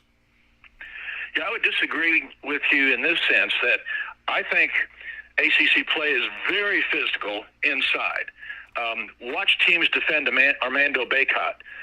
The guy almost never gets a call. Virginia Tech in Chapel Hill, watch Bacot one-on-one make 6 quick shots in like the first 5 minutes of the game. They then started double teaming him, and I don't think Bacot went like 1 for his next 13, and there was contact on almost every shot. I'm not saying that fouls should have always been called, but anyway, in general, I think the ACC refs really allow players to play inside. If the defender is straight up and there's contact, they're not calling it. But where they are focused is, if there's a replay on a potential F2, then they call the F2 pretty frequently. Yeah, and I want to clarify that, I'm not saying that North Carolina in games like that haven't allowed to, be physical. It's the consistency that I have a problem with. In a lot of the Syracuse games where it is almost impossible for Syracuse to play any type of defense around the rim. And a lot of these calls that Jesse Edwards had to endure this season. Cole Swider got called for putting his fingertips on a loose ball yesterday. Joe Girard went for a ball out of bounds and got called for a foul. I mean, and this isn't because I'm from Syracuse, New York. I'd say it if it was Duke or Georgia Tech or Virginia Tech. There's calls that really make you sit here and question the reality of it. And, if you're an official, you don't want to, be a person that's going to decide a game. And in one of the Big East games last night, there was a shot and then an offensive rebound and then another offensive rebound. And you had to get to a point where you called the foul because there was contact and it was blatant and it was 2.8 seconds left, but you have to call it. So, and that was in the game where Villanova won by a point, put their guy on the line. He made both free throws and that's how they won, but you had to make that call. That's a call you had to make. And then there's other calls where, you should see a run of play. So I'm not saying the Baycott isn't given a lot of physicality underneath. It just doesn't seem to be consistent in the ACC. And that's something that I take a lot of issue with. And I definitely take a lot of issue with the ACC office and how they handled this situation and how Buddy didn't even have an opportunity to speak about anything. So, and when Wyatt and Leonard Hamilton say, hey, it's not a big deal. It's not important. We don't even care. Like, it doesn't even matter. Buddy's a great kid. And I've known Buddy for at least 6 years now. And when people question his character publicly, I take a lot of issue with that because I know him as a man, not just as a basketball player. So, I just think it did a lot of things to the tournament that took away from the fact that Syracuse played the best game they played all season against Florida State and beat them by 39. So, it's played fantastic against Duke. The triangle and two, I think, really threw the Blue Devils. And again, the offensive performances by Girard and Jimmy Boeheim were just out of this world. So, fantastic tournament for the Qs, and just unfortunate that the season ends here. Yeah, and to think what could have been, with this game, the way that they played against Duke, losing by 20, if not more, in both of these outings, and then coming into this game and playing for their brother and doing it in such a way that they almost were able to take down the mighty Duke. So with that being said, Bob, any final notes on the tournament this year and what you're looking forward to as we look at the fact that, the teams that we are left with here in the ACC tournament, we're left with the top four seeds, Duke and Miami, 1 versus 4 respectively, and Notre Dame versus North Carolina. Looking at those games that happened already, what we're looking at here, that we have, Duke and Miami today, and Virginia Tech and North Carolina, on the Notre Dame note there. But so we have 7 versus 3, 1 versus 4. Your thoughts on this? Boston College made a push. They tried to put themselves in a position where they would be playing Duke here, after starting on day one as a 13 seed. Virginia Tech has given some moments of excitement in this tournament as well. North Carolina took down a Virginia team that didn't seem like they had a lot of legs to stand on. Were very quiet coming into this game against North Carolina. So we're setting up to potentially have Duke, North Carolina all over again. Can Miami or Virginia Tech play spoiler in this, and do you like the Final Four here? The Brooklyn question, I think, is an open question. I mean, I think it's fair to the northern teams to move the event around. I think Boston College clearly was better in Brooklyn than it would have been in Greensboro. I think it helped Syracuse as well. There doesn't seem to be much attention being paid to the tournament in Brooklyn, and that's something that the ACC is not used to. It would be different, I think, in Madison Square Garden. The Big East has a lock on this particular week in Madison Square Garden for like at least another 7 years, I think. The ACC could do what the Big Ten did and move its tournament a week earlier, but they don't seem inclined to do that. So I think, Brooklyn continues to be a debate because the ACT does like attention to its tournament. The fundamental question is how many teams are going to be in the NCAA tournament. I personally think the ACC is a little better than people think. The ACC Big Ten Challenge was close. It was 8-6. It started poorly. But if Duke doesn't blow the lead to Ohio State, Coach K doesn't like continue to say blow lead. If Duke doesn't lose the double-digit lead at Ohio State, it might finish out 7-7. Yes, there were, and Miami had some losses to non-conference foes that they shouldn't have had. But I think the ACC is a little better than people think, but it's down from what it normally is for sure. At one point, it looked like the league would get 5 bids. Then Wake Forest lost to Boston College. Wake Forest is very, very much on the bubble and may well not make the tournament. Miami is a little bit fragile. The fact that they survived yesterday on a last-second fast break layup against Boston College, I think probably puts them in the tournament. Notre Dame, I think, is still okay. I mean, they're going to be moving toward the bubble because they lost, but Notre Dame does not really have bad losses. They've beaten the teams they were supposed to beat, and they had that win over Kentucky. So I think the Irish will still be in, but it may just be 4 ACC teams. On the other hand, Virginia Tech, they're like number 39, I think, in the NET, so the Hokies, especially if they beat UNC tonight, could well play their way into the NET. As to what we see tonight, Miami's already beaten Duke. I covered that game. Miami is incredibly quick. Miami is a poor offensive rebounding team, but Jordan Miller gets key tip-ins that win games. He's done that twice, including once against Duke. Mike Krzyzewski's not been that happy with his defense. When Duke is really playing top drawer, their defense absolutely throttles the opposing backcourt, and they can't run their offense. Miami's too quick. Duke's not going to be able to defend Miami like the Devils defended Notre Dame or North Carolina and Chapel Hill. So I think this one's going to go to the wire. But Duke is a little bit bigger, and I think they're playing with resolve. They want to win this tournament for Coach K, so I think Duke will eke it out, but it's going to be a very entertaining game. As far as UNC and Virginia Tech, the Hokies are so good. They have multiple shooters. They screen and set up the three. Their bigs, are really good and pass the ball well. North Carolina's defense has improved. It's the main reason they're playing at this high level, but they will be seriously challenged tonight. And again, the Tar Heels, I think their backcourts can score against Tech, and they'll need to. Brady Manick has been a godsend for this team. I think he'll have a big night. But for me, the question is, how well is Baycott going to be able to be productive on the post, getting double teamed like I'm sure he will, and that's the key question. If the Tar Heel jump shooters hit shots like they did in Blacksburg, that will give him a little bit more room. But I think both games will be compelling, and the conference needs that. Yeah, they definitely need that. And, I think the Syracuse-Duke game gave them that. I think Boston College and what they've done started to roll into something potentially special there. And so, there was some excitement, and there has been some excitement. And I think Duke, North Carolina will obviously, anybody that gets to see that over and over and over again appreciates the excitement of that. But, ultimately we'll see what Miami and Virginia Tech can do. And if they can play spoiler here in this Final Four of the ACC tournament down at the Barclays Center here in Brooklyn. Bob, as always, I appreciate talking with you. I know we have a lot to talk about with Coach K and with Duke and with everything coming up with the NCAA tournament, so I would be more than happy to have you back here on.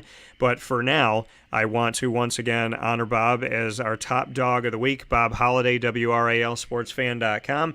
Top dog of the week brought to you by K9 Camp Dog Daycare and K9 Kampground Dog Boarding of East Syracuse right off of Bridge Street for all that he has done for sports and for all that he brings to the table and all of the consistent effort that he gives to cover not one, not two, but teams all throughout the ACC and the way that you've done it and the type of human being that you've been. So, Bob, I just want to say, once again, thank you for the work that you do and how you go about doing your work, and thank you for bringing us some ACC coverage today as we continue on this ACC tournament, so I appreciate it. My pleasure, Dan. Anytime. All right, I'll talk to you soon. Bye. Take care. That coming from Bob Holliday one more time on Wake Up Call with Dan Tortora, where sports meets that thing called life. We're going to jump into our conversation with Roosevelt Bouie immediately here. I knew today was going to be a jam-packed day of our interviews and our conversations. I knew there was going to be a lot of stuff going on here on Wake Up Call with Dan Tortora, so we've had some of these run into each other inside of the Cafe Kubal studios. We're now here with Roosevelt Bouie Jr. and Roosevelt Bouie here with us as a Syracuse Orange men's basketball alum to speak on Jim Boeheim, Buddy Boeheim, Jimmy Boeheim, the very unique situation that I don't think any of us has ever seen before in the handling of the Buddy Boeheim incident and the game against Duke in Part 3. Rosie, how you doing today?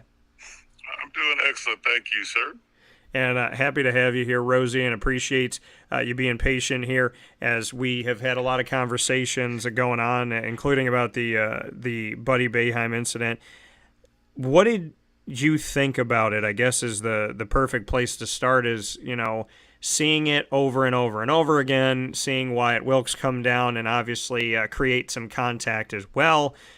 What is your overall take on this? Leonard Hamilton, the head coach of FSU, said, leave it alone. Wyatt Wilkes said, leave it alone. There was no call in the game. It wasn't even reviewed in the game. And then the ACC called it a flagrant act in their release to us media. They called it a flagrant act, even though it wasn't called as a flagrant 1 or 2 in the game. What are your thoughts, Rosie? My thoughts, having played center my entire life, that doesn't even qualify for incidental contact. I mean, there have been time. It's for me, it's a no call. It's nothing. If anything, it's to the referee. It's to a call to the coach or a call to the player, a reprimand. I mean, I remember I'm thinking about a game when up at Syracuse when we were playing against a team in the ACC, and the big man came from the opposite side of the basket and hit O'Shea Brissett, elbowed him in the side of the head. He left for a concussion protocol, and they said that it was it was accidental contact. Now, I play the big man, and I say incidental contact happens when you're doing a basketball move and somebody makes contact with, and then the contact is made. When I watched that play, this player came from. I'm a shot blocker, so I look at angles. So the angle that he came from, even though it looked like he was going for the ball, his intention was to hit the player, and he did. So, and there was no call, nothing ever happened, nobody reviewed it. That play, it wouldn't have even been. I wouldn't have even looked at it if there were 2 women's teams playing in high school. That's how little it was there. It's really a travesty because it was. There's no governing body that can say, hey, listen, the rules are on the book. I was listening to Jay Billis, and he said the rules are on the book. If the play continues afterwards, it's not reviewed. There's nothing there. Now, if you want to sanction the referees for not doing their jobs, I can understand that. Yeah. But the fact of the matter, if they did their job, Buddy would have been bumped out of the game. Syracuse is winning by 18 or 20 points. He wouldn't have played the game before, and then he would have been eligible to play against Duke. So it was wrong on all facets that I looked at. And I even have a unique take on it because since the NCAA screwed the pooch, so to speak, they should put Syracuse in March Madness just because they did something that was totally uncalled for, totally ridiculous, and to make up for it, put Syracuse in March Madness. Well, it's funny that you say that, Rosie, because I actually had that sentiment myself. As I was like, hey, you know what? If you want to make this fair, then you know what? Put them in the tournament and give them the opportunity to play with full go. I actually thought about that yesterday because, when I talked to Coach K after the game and I asked him the question about Buddy and Jimmy and having, not only having Jim Boeheim as a friend, but having him in the ACC to go up against him every single year. And he said, I wish there was some way. He said it repeatedly. I wish there was some way to put Syracuse in the tournament. I wish there was some way to put them in the tournament. And, and so that would be, and I agree with that. I agree with that wholeheartedly. That and you want it, I want it, Coach K wants it, to see this, to see Syracuse at full go. Look at what they did without Buddy. And to go to that point, Rosie, just what you can say about that, how this team came together, how they played without Buddy, how his brother Jimmy played out of his mind. Best game he's played at Syracuse, 28 points, was making threes all over the place. Joe Girard was doing his thing as a two-guard, which he should have been the whole time, in my opinion. Symir Torrance out there as point guard, which he should have been the whole time, in my opinion. This team came together. John Boljac went out there. He tried to do some things before he hurt his leg. We saw Barama Sidibe with 2 massive blocks, and I love Barama, and I've been a Barama fan since the beginning because I'm just, always been rooting for the guy to get out there and do his thing. So, what's your take on how they played for their brother, knowing that he was kicked out of this game, just how Syracuse came into a team they lost to by 20, 30 points and turned around and made them play all the way down to the final minute in order to beat them? Well, the strange thing about it is, even when the season started off, when everybody asked me about this team, I felt that this team, if you could get them to play in the right fashion, would be a strong team and a difficult team to play with. It took some outside stimulation to get this team to play the way that we knew that they could. But everybody that you just mentioned, I had imagined them playing together. Missing one person, I'd imagined that Jesse would have still been playing, and when Barama came back, he would have added that extra. He would add that extra punch, either playing at the 5 or sometimes hopping in and playing at the 4. Yeah. Imagine the rebounding and the defense for those two guys back there. Yeah. So I mean, and the fact that Jimmy came out and played his heart out for his little brother, I go one step further. Jimmy plays his heart out every time he steps on the floor. I mean, it's something that I noticed about him, and to have the whole team get on the same page and play with the same heart is kind of what I was looking for them to do. But it takes time, it takes situation, it takes growing and growing and something to happen to pull them together. And this situation actually pulled them together. Now I want to go back and say the NCAA screwed up. They screwed up. They did something ridiculously stupid. I have little respect for them for doing something like this. I've never been a big fan of them anyway, but if you're going to govern, keep your mouth shut, stay out of things that don't concern you, follow the rules there's a rule book that's thicker than an SUV. Follow the rules that you've already put down, and stop legislating from the pulpit. It's something that was unnecessary, so they unnecessarily did that. There's nothing you can do about that. They screwed the pooch. They messed up. There's a lot of negative people that are talking about what they did. So you can make it better. Put Syracuse in. Who's going to say anything to you? Everybody thinks that you screwed them anyway. So put Syracuse in a tournament. To show that you made a mistake. People make mistakes. You made a mistake. Put them in a tournament and let the ball fall where it may.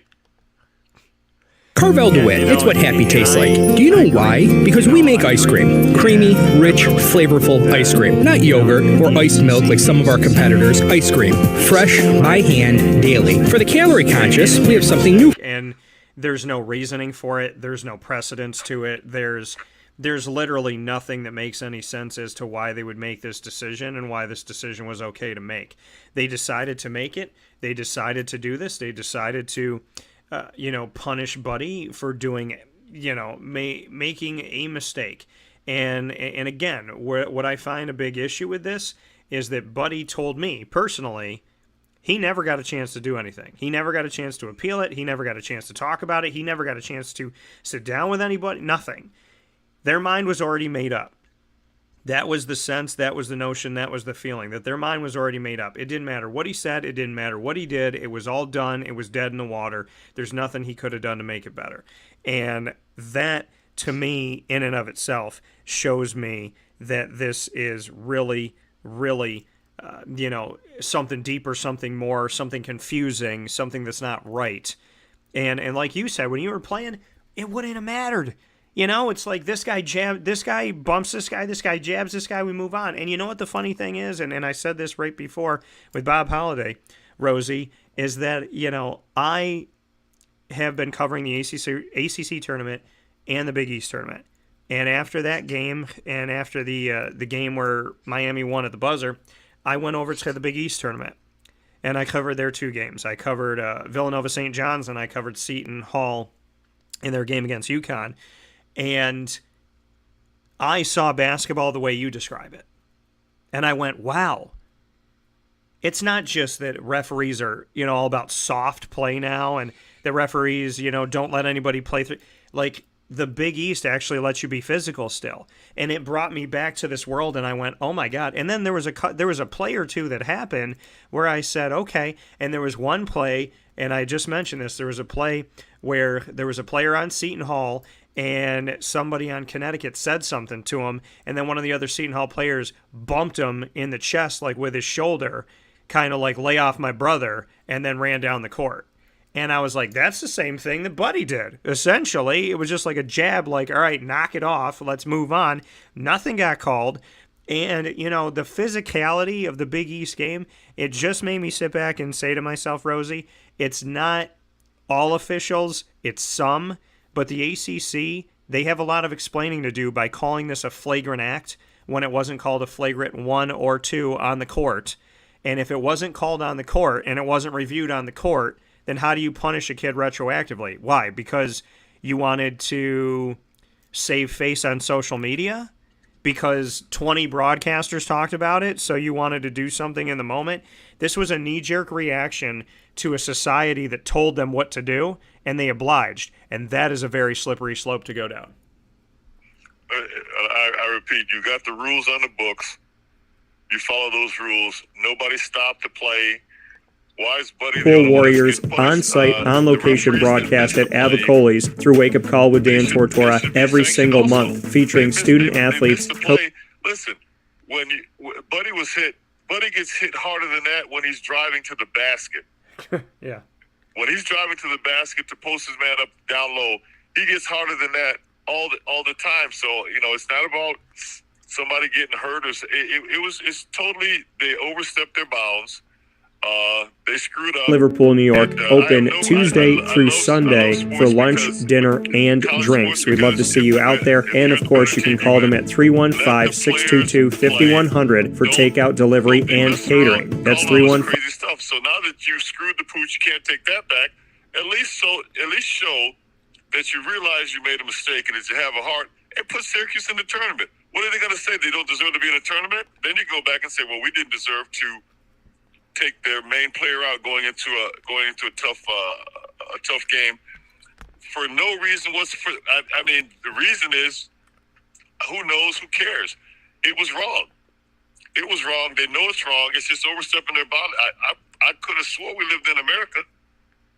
Yeah. That looked like something like even I played in Italy, and there could be so at one point.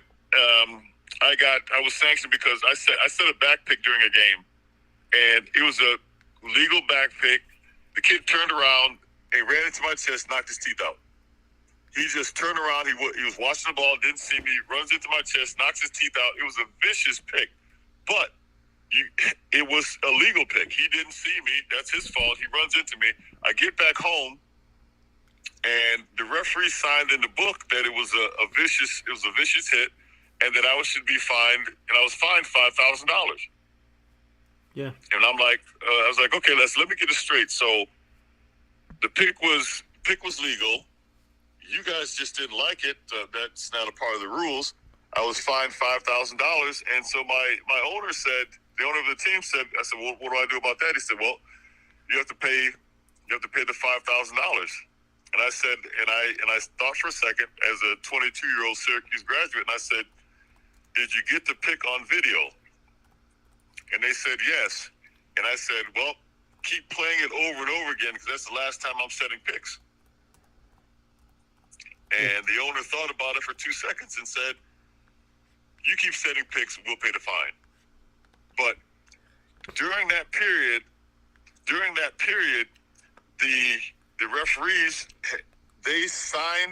before they signed the book, they made a note about the fact that I set this pick.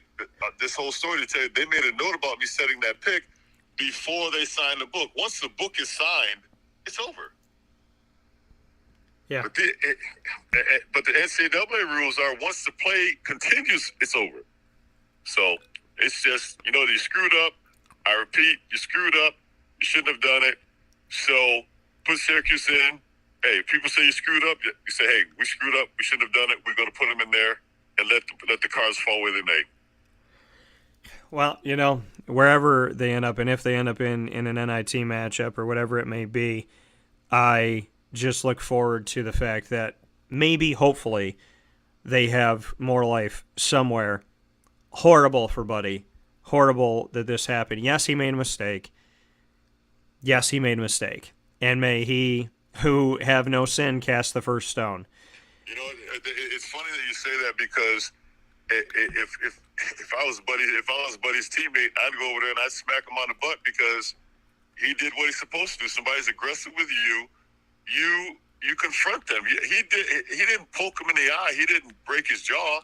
He made incidental contact. He made incidental contact with this kid. The kid had no problem with it because the kid understood, okay, I'm not going to be able to push Buddy around. But, Buddy has nothing to be sorry for, to apologize for. Number one, he's a good kid. He doesn't do it all the time. He'll do what he did, whatever he could for his team. Man, if I saw Buddy right now, I'd high five him, put him on my shoulders, and carry him around the block.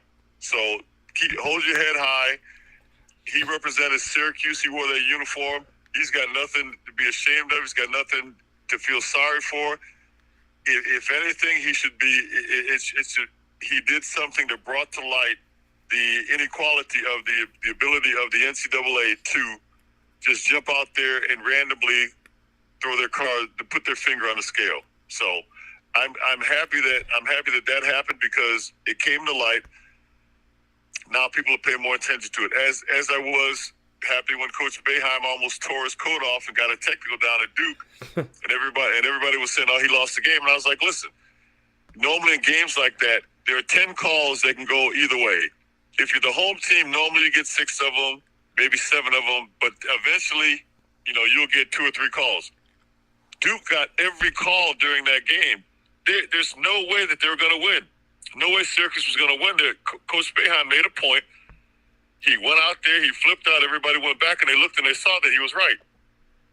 So now, when you put referees playing against him, they're going to say, hey, okay, do I want to be the person that's put under the microscope that gets embarrassed by, giving him a technical, kicking him out, and going back and have the whole world go back and see that I screwed the pooch? Yeah. Nobody wants to be that second person that Coach Boeheim rips his jacket off for. So he did something. He brought light to this situation, just like Buddy did this. Unfortunately, he wasn't able to play, but what he did do is he brought light to something. The NCAA's got to stay out of everybody's back pocket. You got enough rules on the book. I still remember Coach Boeheim saying when we were playing that night back in when he first started, the NCAA book was about as thick as 2 iPhones. The rule book. He said now the NCAA book is so thick, the coaches that have been there for as many years as he has, they still don't know what's in the book. So you definitely know the players don't know. Yeah. There's enough rules in there for them to follow instead of them inventing crap to stick it to certain teams, because that's exactly what they did. Well, Follow the rules. You messed up. You screwed up. Put them in a tournament. All is forgiven.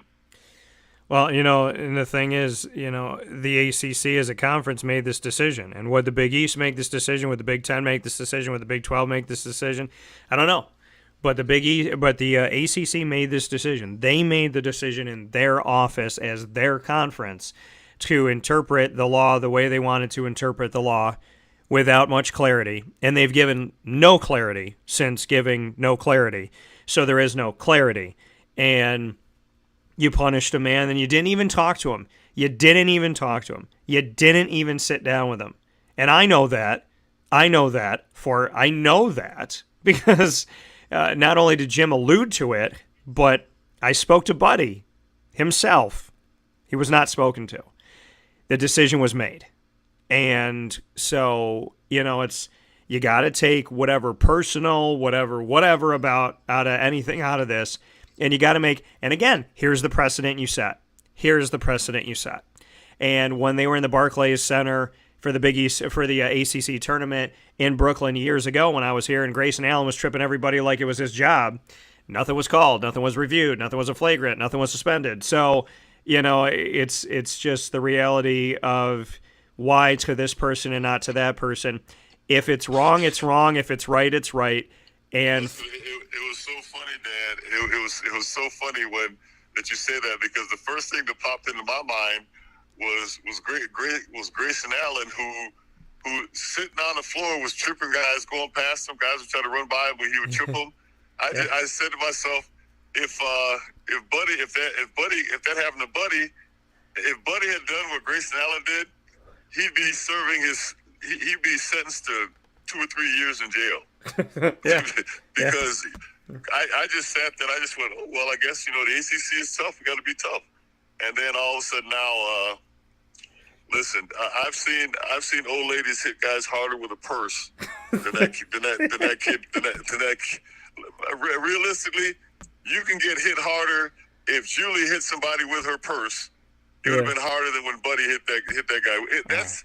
That is something that, as a player, as a player, you get hit like that. You look at the guy and you pat your chest and go, "That's all you got." That was something that was just to let you know, hey, listen, there's not a free ride here. Keep your hands to home. That's all it was. And no more, no less. I'm sure Julie wants to hit the ACC with her purse right now. So with that being said, Rosie, as always, I appreciate you. I'm so thankful to talk with you. I love the fact that it's real talk all the time, and I appreciate it. I know back in the day for you, that would have been a little brush the fly off the chest. So I get it. I appreciate it. Your points are well taken, and hopefully we get to see more Syracuse somehow, some way. And I always appreciate talking with you. My pleasure. All right, take care. Take it out. Bye-bye. See you. That coming from Roosevelt Bouie Jr. here on Wake Up Call with Dan Tortora, where sports meets that thing called life. Always appreciate talking with Rosie and love the conversation that we get to have. So Rosie, just an awesome human being and always bringing it here on Wake Up Call with Dan Tortora inside the Cafe Kubal studio. So much appreciation for that. With that being said, we continue here in MonPazPopcorn.com's What's Poppin', bringing you our list of topics of the day. You got the annoying moment of the week from Carvel DeWitt. Lead, learn, evolve, ad-lib, and deliver about appreciating the moment with Juanita Ward and myself. Brought to you by Chick-fil-A Cicero and Chick-fil-A Clay. The top dog of the week honored Bob Holliday of WRALSportsFan.com, who I've gotten to meet in my coverage of the ACC over the better part of almost a decade. And that brought to you by K9 Camp Dog Daycare and K9 Kampground Dog Boarding. And, of course, we just heard from Roosevelt Bouie Jr., Syracuse Orange basketball alum. And to continue the conversation on Syracuse, Buddy, Jim Boeheim, and a very unique foul situation that wasn't a foul, and then all of a sudden it was the death penalty. We're now here with Syracuse Orange basketball alum Sonny Spera. Sonny, how we doing? Doing great, Dan. How are you? I'm doing well, and you told me off the air you're people watching. Have you seen anything fun today? I'm in New York City. What's not fun? Yeah, and I gotta, and Sonny, I just said this to Rosie, and you can, agree or disagree. I want to go to the Seton Hall UConn game, and I want to go to the Villanova St. John's game. We were both at the Big East tournament last night. And so, we got to see that, and obviously we saw what happened in the game between FSU and Syracuse. Did the officials not let physicality be played? They let moments, kind of like when a guy, you bump somebody and then the teammate came up to you, bumped you back, kind of like, hey, lay off my brother type of thing. The Big East looked like they were playing basketball. In the ACC, there were calls that were not called last night in the Big East that apparently would have been death penalties in the ACC. Did you get a feel for that? Did you feel like, being in the Garden, you actually got to see more real basketball being played than whatever the ACC is claiming to do right now? Well, it's interesting, like watching the game, especially the Villanova, game that it was St. John's. I mean, St. John's is tough, in-your-face, man-to-man, and Villanova looks like they got linebackers and wide receivers. I mean, just physical players that they were allowed to play until sometimes they were not allowed to play. But, yeah, for the most part, they allowed a certain amount of contact. It wasn't the old Big East where you didn't go through the lane without getting knocked on your keister. But it was definitely a more contact sport. And, sure, it came down to a tough foul in the end where Slater goes up with a rebound putback from about 6 feet, and he got bumped on the shot. And it changed and affected the shot, and they called it. And, the St. John's coach was livid, but he was on the court, half the game. Jay Wright was on the court half the game. So I don't think either coach was happy with the officiating. But for the most part, that's probably because you're doing a good job, right? Both coaches are upset. You must be doing okay. Yeah. Normally when it's lopsided, then there's an issue. But, it was just good to see the physical part of it. And there was a play in the UConn-Seton Hall game where one of the Seton Hall players got bumped by UConn, and then one of his teammates for Seton Hall came up and just shouldered the guy in the chest, like, back off. And that's the same thing that, you can argue that Buddy did. So let's go into the Buddy no call in the game where Wyatt Wilkes gets hit. He goes down onto the ground. I'm there at the game. He's laying on the ground holding his stomach like, he's got food poisoning or there's an alien about to jump out of his body. And nothing gets reviewed. Nothing is reviewed in the game. No flagrant is called. And then the ACC afterwards sends us in the media an email calling it a flagrant act on Buddy Boeheim and suspends him for a game. Now, a flagrant 2 can warrant a suspension. Flagrant 1 is unnecessary contact. Flagrant 2 is unnecessary and excessive. Have you ever seen a foul called after a game that warranted a suspension when nothing was called in the game or reviewed in a game? No, I never have personally, and I think Coach Boeheim's description of it was pretty spot on. Here's a situation where none of the refs blew the whistle. Yeah. The refs had plenty of time to review it. I mean, there was a guy that went down. Good, bad, indifferent. He did, and nothing was done. So the refs kind of didn't do their job at the time and place when the event occurred, right? So if that's the case, how do you, I get it, you can review it, things get reviewed later, but it is hard to drop a death penalty on a player for something that really at the time and place was completely either overlooked or deemed unimportant. I don't know. You'd have to ask the refs on what their thoughts were at that point, but they didn't do their job. And, Coach is right on that point, 1,000% right. And it was disappointing there. I mean, I'm just really proud of how Buddy handled himself after the fact. I mean, I saw his post-game comments. Coach almost didn't want him to complete some of the things he was saying. Yeah. Because he was getting personal. And, it means so much to him what he's lived his life like. He's lived his life so exemplary, right? He's the kind of kid that you're like, I want my kid to be like that. And he takes that serious. Talking about a role model. I mean, Charles Barkley should take some notes. He is a role model and is happy to be that and accepts the responsibility and also accepts the consequences. So he's apologizing for letting people down. And that just speaks volumes of his character. And I hope to God this is not the last time we see Buddy in a Syracuse uniform. I hope they get I hope they play in the postseason. But, very disappointing, conclusion to an otherwise stellar career, no doubt about it. But this should not be the last visual that people have. And to me, I would take that press conference, and I shared it on all my social media because I thought that speaks a volume of his character, and that's the kind of kid I want on my team wearing my uniform. So that was impressive. Just unsurpassed. And I was glad that he finished his thoughts and what he had to say, and he's been consistent since day one. And nobody has a bigger shadow around him growing up than a guy with the last name Boeheim. And this kid had, especially in a small pond, and this kid has done everything right. I mean, everything right. And it's just it's a damn shame that happened. And he took responsibility for it. He apologized, and he talked about the ramifications of it. And, I wish, I think that, what about me as a parent? My kids, I think if they're in the same situation, I hope they respond the same way. That's a proud father moment, you know? Yeah, you know, speaking here with Sonny Spera, Syracuse Orange basketball alum, inside the Cafe Kubal studios on Wake Up Call with Dan Tortora. And, you know, Sonny, I mean, I agree. I've known Buddy for 6 years now at least, and him and I have built a strong friendship beyond the world of sports. I know who he is as a human being, and I don't think he would hurt a fly either. I parallel the sentiments of Katie Kalinske. I parallel the sentiments of all of, you and players have been around him. I parallel what Jim Boeheim has said about him. I parallel what Jimmy has said about him. So, with Joe Girard III, what Cole Swider has said, I mean, this kid is a good man.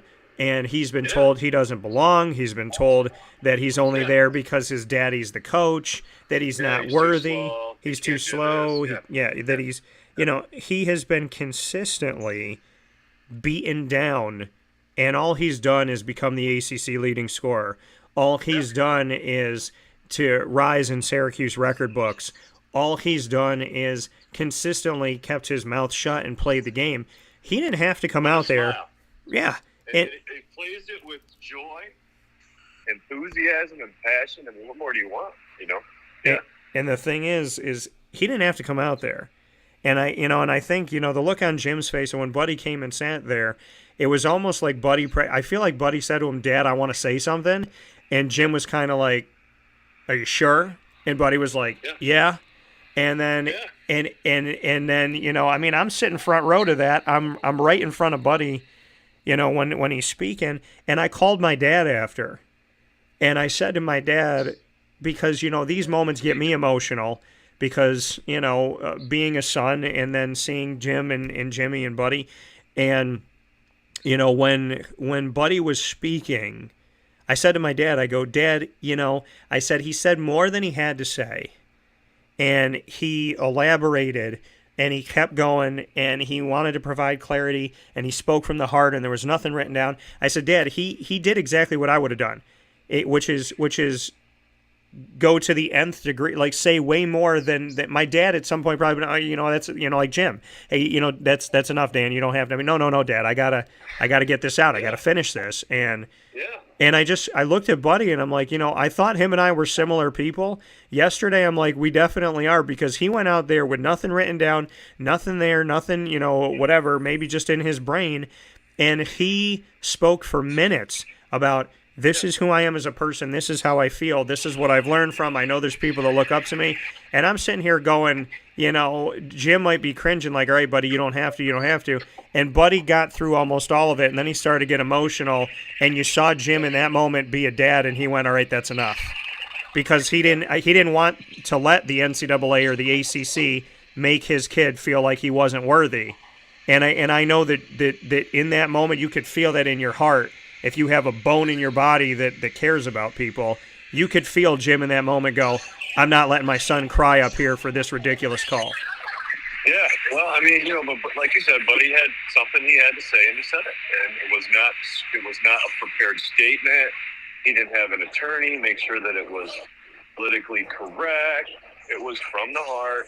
It was sincere and heartfelt. And, admirable, beyond admirable, above admirable. It's awesome. Yeah, and to see that moment and to see Jimmy, and what Jimmy did and what this team did. I, all season long, wanted Symir to be point guard, and I wanted Joe Girard III to be a shooting guard. We saw Symir in the 2 games here at the ACC tournament really get to play the point, and with Buddy out there, Buddy shifted, and Joe got to play the 2, and with Buddy not out there, Joe got to play the 2. I love the lineup. Outside of Buddy not being able to be there and Jesse being hurt, I love seeing this lineup. I love that Barama has fought like heck to get out there, and he blocked some 2 big-time shots. I love what Cole did. I love what John Boljac did when he came in. I love that Frank Anselm was playing out of, trying to play a hell of a lot better these last 2 games, which is hopefully some momentum for the future. What can you say about, how they played for Buddy and how they played for each other? a team that they lost to by 20 and 30 this season, and they go up against Duke and say, hey, we don't not only have our leading scorer, he's the leading scorer of the ACC, averages almost 20 points a game, he's a three-point phenom, and guess what? We're going to play you to the last possession, and until there's a minute left in the game when they're forced to have to shoot threes, Syracuse was in that game the entire game and never let up on Duke, which I thought was incredible. The lead with 2 minutes left. Yeah. You know, we were not in either Duke game. I was at both of those games. I watched them live. We were not in both games. We were blown out of both contests, period. So on paper, we got no shot in the world, and we have a lesser chance, minus Jesse, minus Buddy, And the kids just of course, they didn't quit because those are our kids. I mean, they don't quit, and I don't care what people say that in these fan clubs and these various things about, I'm tired of seeing that, but, it happens all the time. It's just really bad this year. And they just don't listen to that. They believe in each other. And Coach Boeheim coached a phenomenal game. I mean, how everybody said it's a matchup zone? No, it was more than a matchup zone yesterday. I mean, he pulled out everything he could, and the kids executed everything they could. And we were right there. And, he out-coached, maybe the best coach in college basketball and had his team in a position to win. And, that's what great coaches do.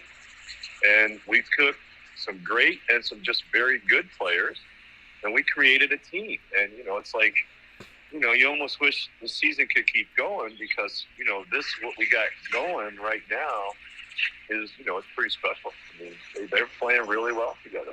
And it's overcoming a lot of adversity and a lot of naysayers, And I've never heard the Bluebirds like this in my life, but, it is what it is. And these kids just fought back. I mean, Joe Girard's been beaten, cooked, skewered, and spit out by everybody and totally unappreciated for the things he's done and the stats and the numbers that he's put up.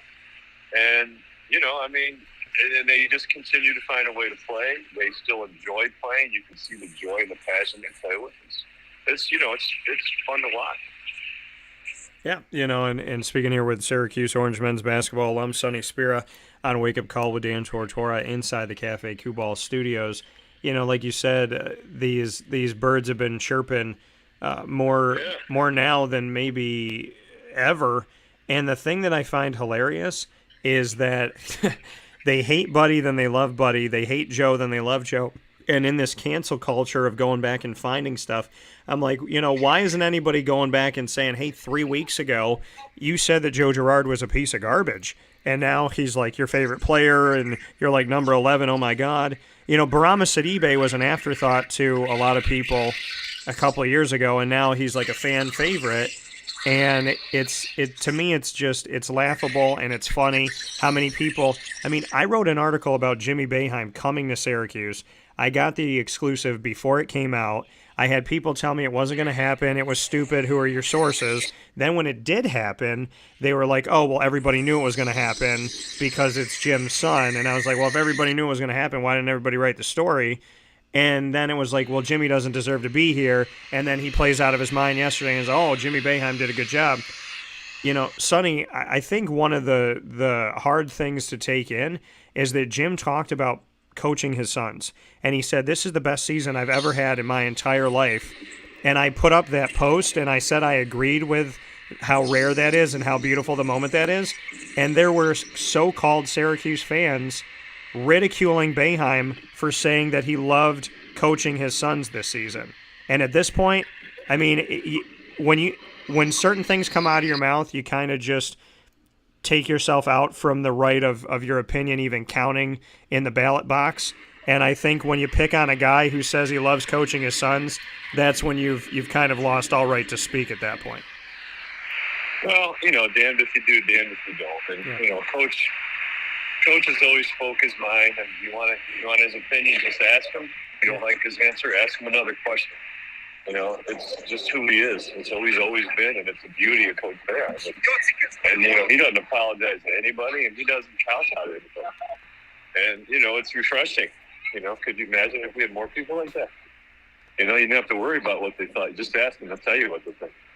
Yeah. I mean, you don't have to worry about, some underhanded, undercurrent and building of, an alliance and all that other nonsense. No, ask them, they'll tell you. And it's absolutely refreshing. So we're fortunate to have a Hall of Fame coach on our team. And we should love coaching this kid. I coach both of my girls. And I was tough on my first one, harder than I should have been. A little bit better with my second one, but I learned, and those were great moments. And got to spend last night with my middle one at the games, and got talking to her. We have a kind of a special bond from those experiences, and there's just no two ways about it. I probably wish I enjoyed it a little bit more at the time. I wasn't as tough on her, but we got a chance to have those times. Not everybody does. But when you do, how many coaches had two kids playing on the same team at the same time? It's not many. I mean, McDermott at Creighton had, his guy playing for him, and those are special times. And, we're very fortunate. And so what? He's honest. Thank him for his honesty. But you want to blast him because you think you can. He's a public figure. I get it, and I guess it goes with the territory, but, good for him. Speak your mind. Well, that's the thing, people, the 2003 tournament wasn't better than that. And I was like, you know what? If I was a head coach and I won a championship, but I had the opportunity to coach my kids and we got to, just be there together and I got to see that, I would tell you that was my favorite year too. I'm sure I would.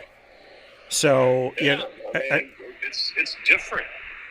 I mean, I tried my best to not, ever kind of play favorites, and sometimes that was probably tougher on kids, but it's a fact. It's a great moment, and it's something it's a bond that you share as a family. This is just one more step in your family, Pretty cool. Man, I think the coolest thing about it is seeing how much Jimmy loves Buddy, and I got to capture that moment on video of them. I was just taking a video of the team at the end of the game because I thought they had a hell of an effort. And I talked to a bunch of the guys after the game. I was like, this was one of my most favorite games to watch ever. Ever. Not just of Syracuse, of anything. Because I saw y'all love each other, fight for each other, give it all for each other, leave it all on the floor for each other. They lost that game, and that'll go down as one of my favorite Syracuse basketball games ever. And capturing that video, I didn't even realize until I realized that, Jimmy and Buddy were hugging in that, and seeing, I just love the fact that Jimmy played, arguably the best game of his life when his brother wasn't there. And that, to me, was so amazing to see that love, to see that bond. And Buddy said after it, he goes, he never let me win growing up, and I love him for that. And, and Jimmy hitting threes, and just being like, okay, there's still a Boeheim shooting from the outside. And there's just so much to be said about Jimmy's story and Buddy's story, and I'm going to share those in a couple minutes, of what Jim Boeheim had to say about his sons and what Coach K had to say about him when I got to speak with them both. But, I think this has been a unique year. It's been an exciting year. I've looked at it from different angles. I've been constructive, criticizing certain things. There's other things I appreciate more now. And when I look back on it all, this team was playing their best basketball at the end of the season. I hope they have a chance to do something somewhere. And I'm honored by the fact that I got to see this game and this team play the way that they played because, they legitimately... I mean, to me, it's like watching the Mighty Ducks. It's like watching, the Miracle on Ice. It's watching those moments where they just literally bear down, gut it out, make no excuses, and come together. And that, to me, was a beautiful thing. Yeah, I mean, I was listening to I was driving to New York. I couldn't get out of work in time, but I was listening to the ESPN broadcast, and oh my God, just horrible guys doing the game. Yeah, but and Jimmy's not a three-point shooter, and Jimmy's not this. Well, guess what? Jimmy's playing today. He's 6 for 7 right now from the three-point arc, and he's hitting huge shots. And in addition to battling his side, undersized, under-athletic, but he's helping us compete and put us in a position where we can win the game. But it was painful to listen to. I mean, it might as well have been, the Durham, broadcast team. That's what it sounded like. Yeah, and that's the tough part of this all is no matter what they do, there's always criticism, and they know that. And the other thing that I love about Jimmy is that in the press conference yesterday, Jim came out and said, Jimmy and I will answer questions about the game, and then Buddy will make his comment, and then we can talk about it. And somebody went to ask Buddy a question, and Jim went to say, like, hey, you heard, and Jimmy said, he literally just said, after everybody's done talking. And I've never seen a player step up like that and go, hey, we said we'd answer the question in a minute, so just take a step back. Like, he didn't even let his father say it. Jimmy was like, we're going to talk about this when we said we're going to talk about it. Like, he just literally said, we're going to wait on this, so wait on this. And, you can't teach that love. Julie was fighting back tears, standing on the side right by me where I was in the press conference, and she was wearing a number 35 thing for Buddy and all that. And I, honestly, I couldn't be more proud that this family brought what they brought to Syracuse until yesterday. And I just think of it different now. Yeah, well, I think you summed it up. I can't really add anything to that. And, we've been very fortunate to see that, and I think the kids earned it. I don't think Coach gave it to them. I think the kids earned it, and rightly so. That coming from Sonny Spera, Syracuse Orange men's basketball alum inside the Cafe Kubal studios. Sonny, as always, I appreciate it. Thank you for being here. Happy that we're both in the Big Apple together, and I look forward to some more great basketball and to talking with you soon. Okay, brother. Take care. All right, Thanks. man. Take care. Yeah. See you. That coming from Sonny Spera once again on Wake Up Call with Dan Tortora, where sports meets that thing called life. We'll take a step aside for a fast break. We'll come back, and you'll get to hear from Jim Boeheim, and Coach K in my conversations with them after the Syracuse-Duke game here at the ACC tournament. That's coming up right after this. And in just a little bit, Mike Kitts, a longtime NCAA official, well-respected NCAA official and coordinator of men's basketball officiating now, who will break down exactly what he saw happen through the eyes of an official, which is huge. So make sure you're listening for that. Coming up in just a little bit here on Wake Up Call with Dan Tortora.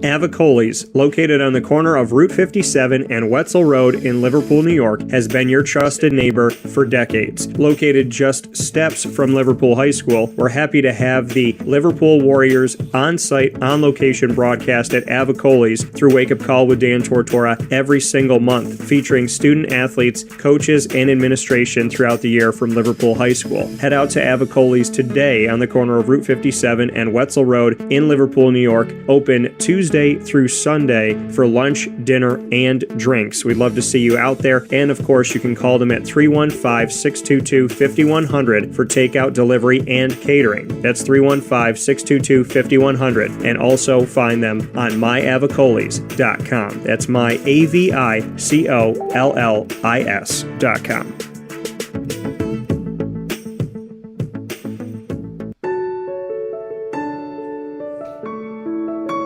Having peace of mind when you're out of town that your furry-loving friend is safe and sound means taking them to Canine Kampground, because we all know that when it comes to the love of our pets, it goes well beyond the call of duty to make sure they're safe and sound. Right, Lily? So take a ride to 242 Johnson Street in East Syracuse, New York, and see Canine Kampground and where your dog will be staying, in the classic cabin, the executive cabin, the grand cabin, or of course the luxury cabin, because if you know Lily, you know she loves luxury. Now you don't have to wait to the last minute to find a family member or a friend that'll take your dog for a few days. Call Canine Kampground at 315-299-4013. That's 315-299-4013. Their drop-off and pickup times are Monday through Sunday. Check K9Kampground.com for more information. That's the letter K, the number 9, and Kampground spelled with a K.com. K9Kampground.com. When you're going out of town, bring your dog to Canine Campground.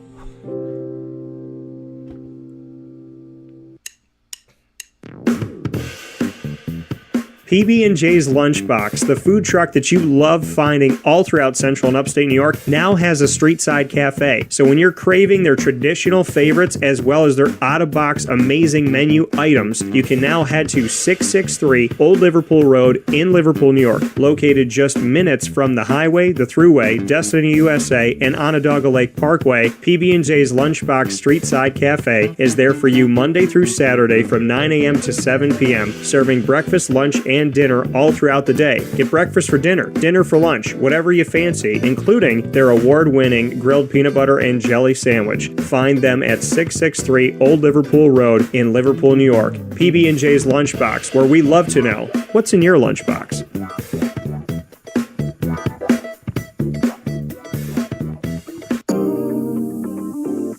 As a patient, what do we want?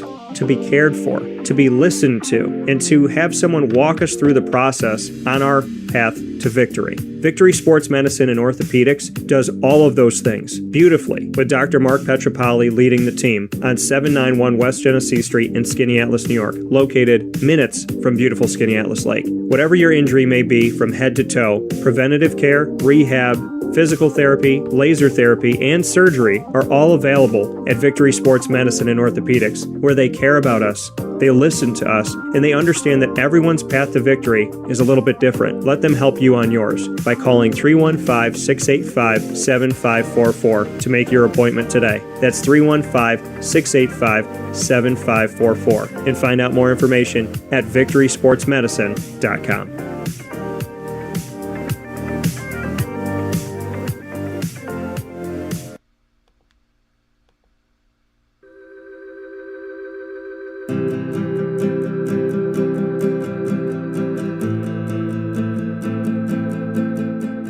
Cafe Cabal offers same-day local delivery of our products, offering no delivery charge for Onondaga County.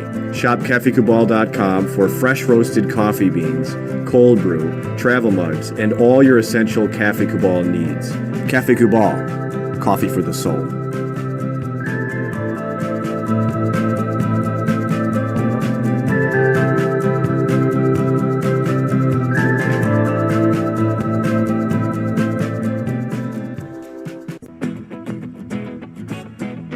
This is Amy from Mother's Cupboard, home of the whole frittata. We are open daily 6 a.m. to 1:30 p.m. For takeout orders, call 315-432-0942 and tune in to Wake Up Call with Dan Tortora for our monthly food challenge and try our Wake Up Call signature menu item available 7 days a week.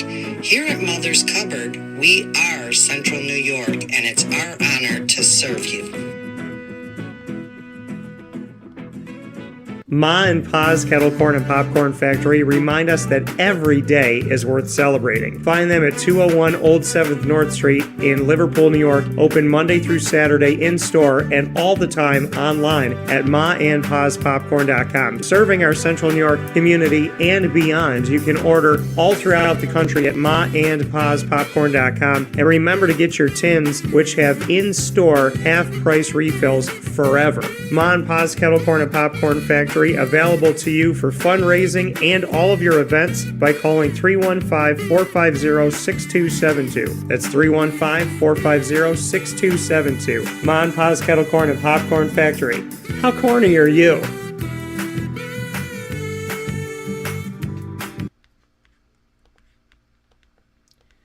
The Millhouse Market, located on 3790 New York 13 in Pulaski, New York, is worth the drive every time.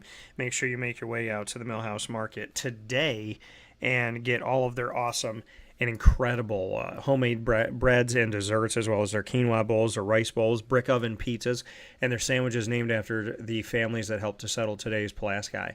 Ingrained in our community and ingrained in our taste buds, the Millhouse Market is second to none, and they are open Tuesday through Sunday for breakfast, lunch, and dinner opportunities, and you can go and dine in their indoor dining with a bistro menu that changes every single week. You can also order off their menu on the Millhouse Market app or by calling 315-298-4104. That's 315-298-4104. and connect with them either way. And the Millhouse Market app is on the Apple app or Google Play Store. Once you have everything at your fingertips, you can order your food, contactless pay on the app, you can tip on the app, and you can get directions from wherever you are to the Millhouse Market on the app itself. So make sure you download that app today and get yourself connected to the Millhouse Market with a general store inside as well, paying it forward with local products from local companies where they are helping the companies in our community to grow and blossom as well. So thank you to the Millhouse Market for all that you do, for your amazing flavors. I want one of the M&M cookies right now, and I'd love for someone to bring a breakfast pizza to my door. So with that being said, I can't wait to get back to the Millhouse Market, and I look forward to you going out there today to 3790 New York 13 in Pulaski, New York. Worth the drive every single time.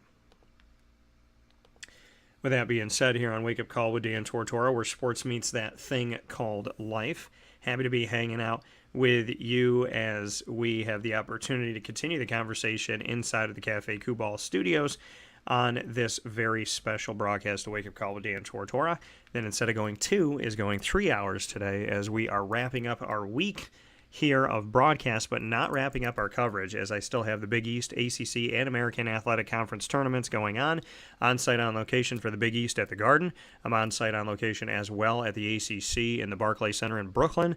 And, of course, I am connecting with the American Athletic Conference from afar as it is down in the great state of Texas. So a lot of great stuff coming up here on Wake Up Call with Dan Tortora, a lot of great conversations to be had, and a lot of great specials to share with you. So make sure you're connecting with us on social media, on Facebook at Wake Up Call DT, Twitter at Call DT, and Instagram at Wake Up Call _DT, so you can be first to the links and everything that's going on. And, of course, make sure you bookmark and connect with us on wakeupcalldt.com, as well as subscribe to our YouTube channel, youtube.com/wakeupcalldt, so you don't miss anything ever again, and you're always the first ones to it. So make sure you do that today. With that being said, we're going to hop into something that I'm calling the sounds of the ACC tournament. I've been doing interviews in the ACC tournament for almost a decade now, but I like calling it sounds of the ACC tournament. Just a little bit different, and just showing you the model here. So very excited to be able to do that. I want to get into our first conversation that I'm going to share with you today, and that's going to be with Jimmy and Buddy Boeheim. And Jimmy and Buddy here, where we have the opportunity to hear from them in Sounds of the ACC tournament, as I had the opportunity to speak with both of them after the game on playing this game. And, you know, Jimmy, his brothers coming together in the absence of his biological brother, Buddy Boeheim. And, you know, just what Jim thought of this team and just what he saw from them. So this is what Jimmy and Jim had to say about Syracuse Orange men's basketball's fight up against Duke in a game where we were without the ACC leading scorer, the Syracuse leading scorer, and somebody who obviously means so much more than basketball to Jim and Jimmy and to many of us. I'm going to go for front row to my left. Jimmy, if you could just speak on how the team ultimately competed today overall, how your brothers did in this game, and then Coach, just your overall take about how the team left it all on the floor today. Yeah, I'm just proud of that. Everyone stepped up, gave everything they had. Samir stepping in and playing 40 minutes. He was, 11 assists, 2 turnovers. Can't ask much more from him. He was great. And, everyone just gave everything we had the whole game.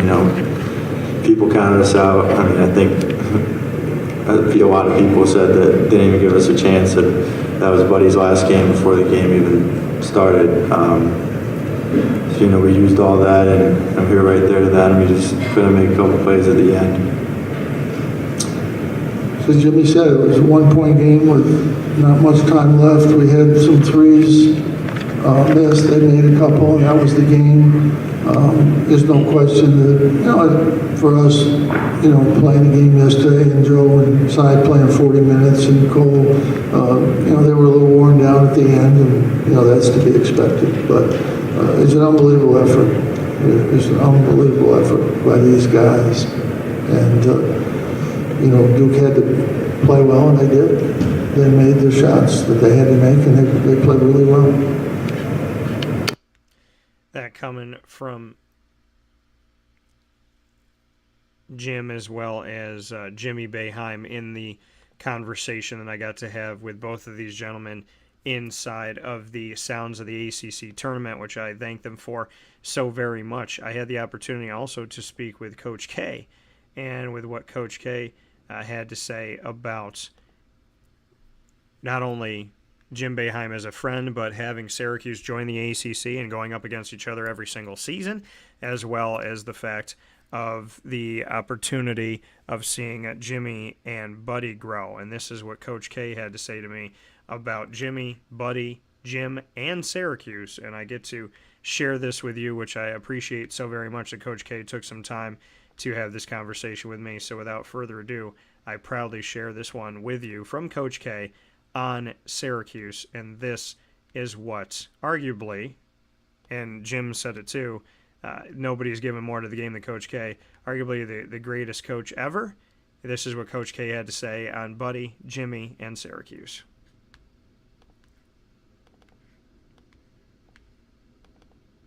Coach, going off of that, just what you can say about the fact that you have been friends for all these years, but being in the same conference for almost a decade now and being able to have these matchups, and then a little bit more about Buddy and Jimmy and just how they've evolved before your eyes.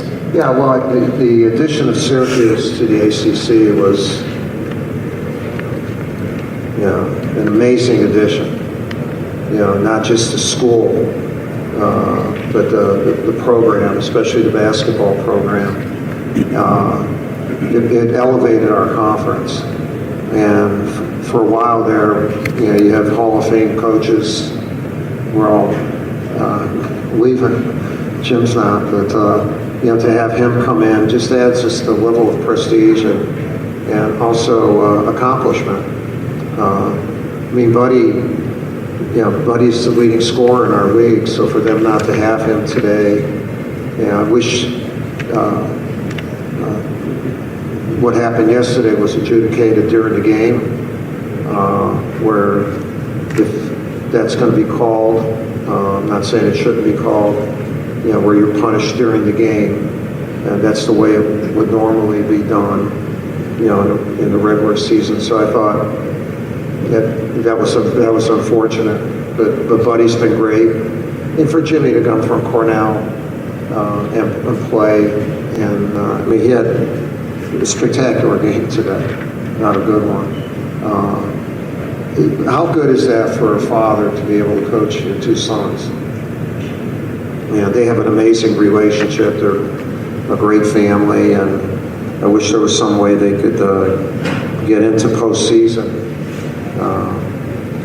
Because I think actually they can beat anybody in our league when they have when Buddy's playing. And they didn't play well in the two games before us, but they played great tonight. But really, they've lost heartbreakers, including their last one against Miami and Carolina. They're right there. They're right there, but it doesn't translate. They're 16 and 17, and I feel bad. I wish there was some way they could still play. Coming from Coach K, as I mentioned before, that he said numerous times that he wishes there's some way, somehow, that Syracuse could play in the NCAA tournament, and giving a lot of kudos to Jimmy and giving a lot of kudos to Buddy, and speaking on all of that. So I appreciate Coach K taking the time to do that. And now a final sound of the ACC tournament for this broadcast, not the final one you're going to get, but the final one you're going to get this time around, as I have the opportunity to share with you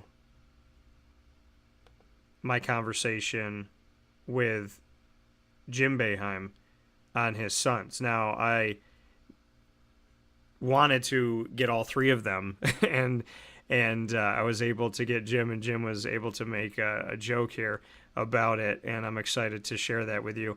But this is what Jim Boeheim had to say about the evolution of his two sons on this team, Jimmy and Buddy. So very excited to be able to share this moment with you on Wake Up Call with Dan Tortora, where sports truly meets that thing called life. Coach, just seeing the evolution of your sons to get to this point and be a part of this team, just what this entire ride has meant to you, and then for Jimmy and for Buddy, just what you want to say to your father, as this may be the last time that we get to see this, obviously. That'll be nice. They still have my credit card. But, you see these kids growing up, and Jimmy always was the smartest one of the family, and said, I'm going to go to an Ivy League school. I think that's where I should play at my level.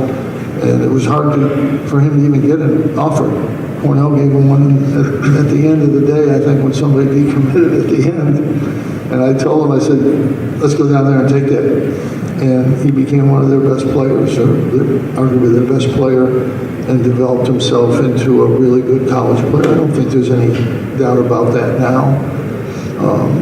Buddy always wanted to come to Syracuse. He watched tapes with me when he was 4 years old after the games. I'd come home, he'd watch the tapes with me, or on his own. I didn't think he'd ever get here. I didn't think he would. It's hard. How many guys get to play at Syracuse from upstate New York? Not many. We've hit a handful in my 46 years. So I didn't think he would get there. He wouldn't take no for an answer. He just kept working at it. And I'll never forget, at Peach Jam, they played Penny. Penny's team, Penny Hardaway, they were number one in the country, and Buddy had 7 threes and Joe had 5, and they won the game. And 2 things happened. Roy Williams walked by him and says, you better take that kid. And Penny, this coach from Penny came by and said, what was that about? What were they doing? I said, well, you didn't guard him. But that's when I decided we're going to take Buddy. I didn't know what would happen. I thought he'd be a good shooter, but his freshman year he was, and then he became a really good player his sophomore year, and these last 2 years he's been a tremendous player. And I'm proud of him because all coaches, there's great talent in the world. There's guys that are really talented that work, but they're just got the talent that you have to have. These 2 guys didn't have that much talent. They got not much from me, and they got size from their mother. But they worked with it, and they made themselves into really, really good basketball players. They were called Division II and III players by the social media people in Syracuse. I think we've dispelled that part. So I'm really proud of how they got here. Not that they're good, but how they got here. And Jimmy doubled my grade point average at Cornell. And it's a little harder at Cornell than it is at Syracuse.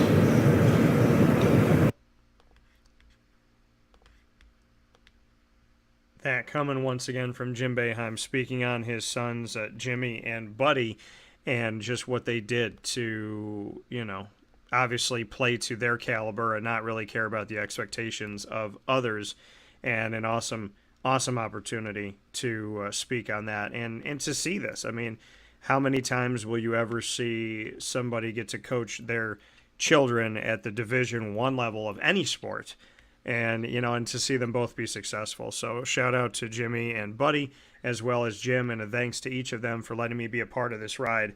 And shout out to Julie as well, who got a shout out from Jim, where he said, they got their height from my wife. So with that being said, sounds of the ACC tournament, we'll continue those sounds and those conversations as we move forward here. But the sound that we have here to round out today's broadcast, as we've gone 3 hours instead of 2, is to feature a good friend of mine and someone that I appreciate so very much, and that is NCAA officiating alum. He's been an official for decades inside of the NCAA Final Fours and championship games. Current coordinator of men's basketball officiating for multiple conferences is none other than the man, the myth, and the living legend, in my opinion, Mike Kitts. Mr. Kitts, how are we doing, sir? Good, Dan. Thanks for having me on. I'm looking forward to it. And I'm in Florida right now, and the weather's great. I hear they're getting snow in Syracuse, so I'm glad I'm down here instead of up there. Yeah, I'm in New York City covering the Big East and the ACC tournaments, and I'm covering the American Athletic from afar. And when I landed here, they were like, it's snowing. And I said, great for you guys. So I was like, 4 hours away, but still, keep the snow away. It's sunny outside today, and the weather's been warmer than the forecast has said really every day here in New York City area. So I want to thank New York for doing right by me in that. And Mike, to jump right into it, I talk about, hey, thanks New York for doing right by me. I'd love to get your thoughts on, as an official, as somebody who has covered this game on the floor as an official and now covers it as the coordinator of men's basketball officiating. You're watching monitors. You're constantly getting phone calls. You're looking over rules.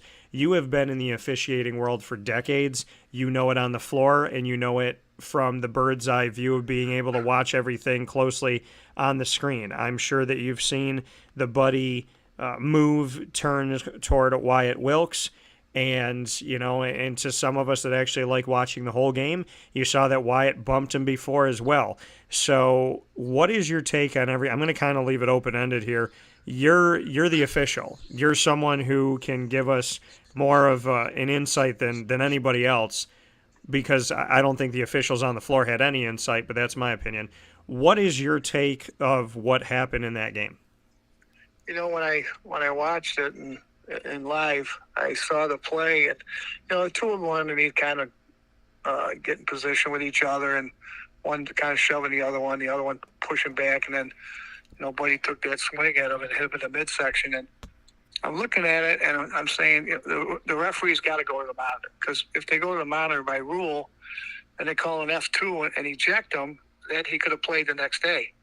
And by not doing that, now they put the decision up to the league after they review the film, and then Jim Phillips, the commissioner of the ACC, I'm sure looked at it and had to make a phone call, which he probably didn't like to do, either to the AD at Syracuse or Coach Boeheim about the situation. And it was just, I probably got 10, 12 calls from guys, what do you think's going to happen with Buddy Boeheim? And just in that situation, I wish the referees would have taken care of it at that moment. And if kind of, they win the game and he could have played the next, everything would have been probably a lot better than how it turned out by not doing what the referee's supposed to do. And again, I don't know what's going to happen to those referees. If they're still refereeing and they get suspended, I have no idea. But I just thought the situation could have been handled a lot better by the officials. Yeah, and here's the thing. Buddy gets suspended. Do you look at this and turn around and suspend the officials? If it was you and you had the choice, would you suspend those officials and say, hey, listen, this guy just literally became the sacrificial lamb for the fact that you didn't do your job? You didn't, this guy's laying on the ground holding his stomach. You didn't go to the monitor. You didn't assess it in the game in real time. You didn't assess whether it was a flagrant 1, 2, or nothing. And now this kid's been suspended for a game. There's a lot of things that don't make sense in the world of what happened with Buddy Boeheim in this game against Florida State. And I know that people could say, well, obviously, if he didn't do it, then there'd be nothing to worry about in the first place. Did the officials, though, in your opinion, do their job? And if they did not, then if you had the authority, would this be a situation as a coordinator of men's basketball officiating where you would suspend these officials and say, hey, listen, you guys can't, you're not going to be doing the ACC tournament now? I'll use an example of the NCAA tournament. It's coming up the Selection Sunday, and the games start next Tuesday and Wednesday, which I'm going to be in Dayton Tuesday and Wednesday for the first 4 to evaluate the officials. If that happened in an NCAA game, they don't want any controversy or anything. Those referees wouldn't have worked the next game. They would have been all done after that game. I don't know how the ACC is going to handle it. That's something that's up to them, and I don't know if they're going to make it public or not make it public, but something's got to be done. I mean, it just shouldn't happen like that. And sometimes when you're a referee, sometimes when you don't do what's right, you got to get penalized. And then, the thing with those 3 officials, I can't remember who they are, to be honest with you. But some kind of disciplinary action should be taken. But that's my opinion, and which I'm not making a decision. But if I was, I would do some kind of disciplinary action against them. Have you ever, speaking here with Mike Hitz, longtime NCAA official and now a coordinator of men's basketball officiating, overseeing numerous conferences, Mike, have you ever seen anything happen like that, where there's been a no call, no flagrant, no nothing, and then retroactively after the game, it becomes a suspension? I mean, a flagrant 1 is unnecessary contact. A flagrant 2 is unnecessary and excessive. The flagrant 2 is where you can suspend someone or, like you said, eject them from a game. Have you ever seen any other situation with all the games that you've been in covering, either being there as an official or being there as a coordinator of men's basketball officiating? Have you ever seen a situation like this where there was no call on the floor in the game at all, and then hours after the game there's a suspension? It's probably happened. I haven't seen it, to be honest with you. I just, when I saw the situation, I just said something's got to, go look at the monitor. And like I told the coaches that I even talked to the next day, I said, if you're involved in those situations and the kid feels like something happened to him, the kid should go up to you as a coach and say, Coach, that guy just popped me in the chest or something, or that kid just pushed me, And in those situations, an F2 is different than if I threw a player off for fighting, which would be a combative action, either a punch or a slap in the back of the hand. That's a combative action. That player would have to sit out the next game. And if it happened one more time during the year with the same player, he'd be suspended for the rest of the year.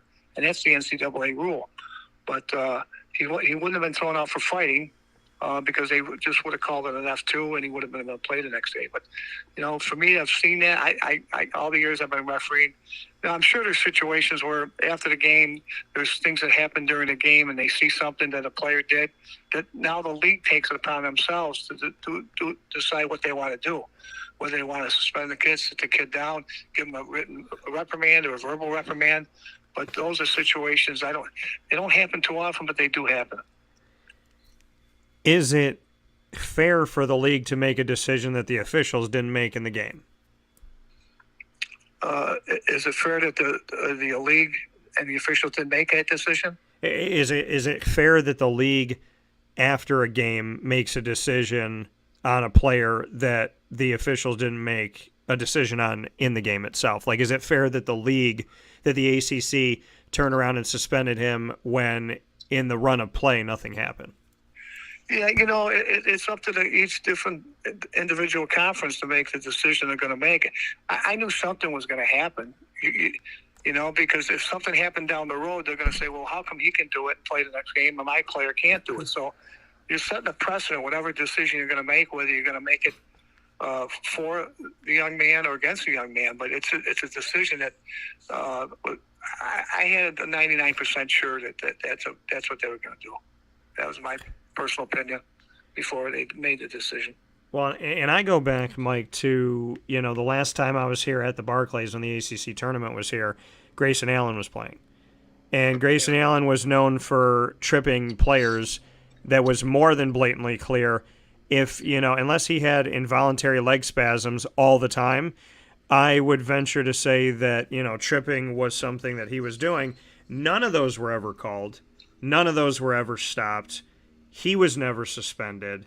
So are you surprised that a league like the ACC, a few years ago in their tournament in the Barclays has these flagrant acts, blatant acts happening, and that nothing was called? And now, because like you said, if they didn't make an example out of Buddy, then they'd say, well, why can he do it, but then he can't do it? Well, essentially, they didn't make an example out of Grayson Allen. So now my question is, why can Grayson Allen do it, but Buddy can't? I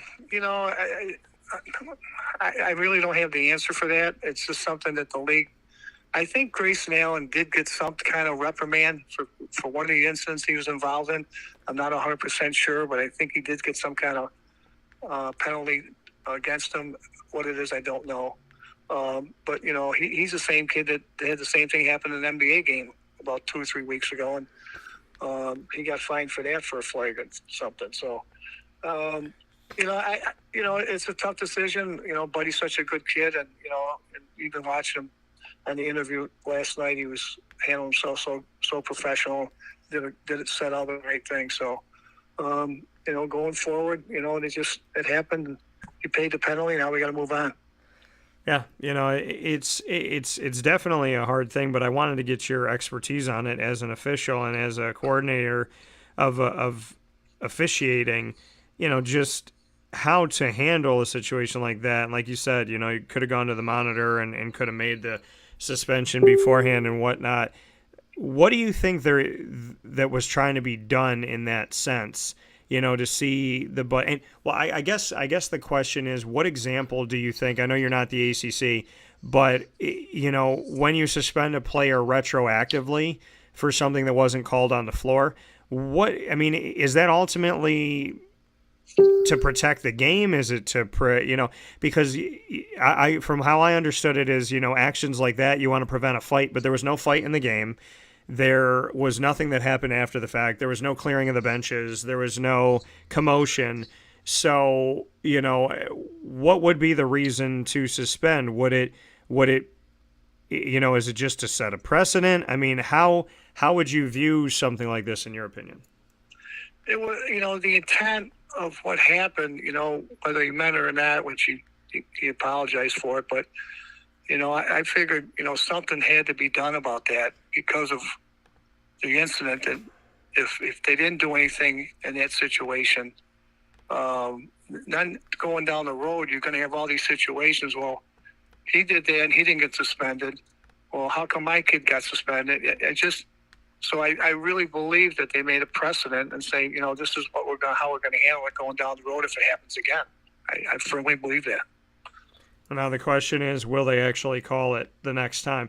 But, is this not something that, like you said, to go to the monitor, and you said if it was you, then you would obviously do something with the officials in this situation. And I do know the officials that were in this. I'm not here to scapegoat. I will be watching to see if their names are in the ACC tournament moving forward here with the couple games here in the Final Four, just to see if they're going to get reprimanded or not. But to see this happen, broadcasters are talking about it. Not me. I'm not going out there as a talking head trying to get people to click on stuff, but people are out there, talking about it. Social media is sharing it over and over again. Do you think that Buddy was a victim of the world we live in today? That, he committed a wrongful act, but because it's under a microscope and we're all under a microscope now and we're all guilty until proven innocent and everybody wants to find something wrong with everyone, do you think that social media and the instantaneous ability to share something over and over and over again, that plays a part in this?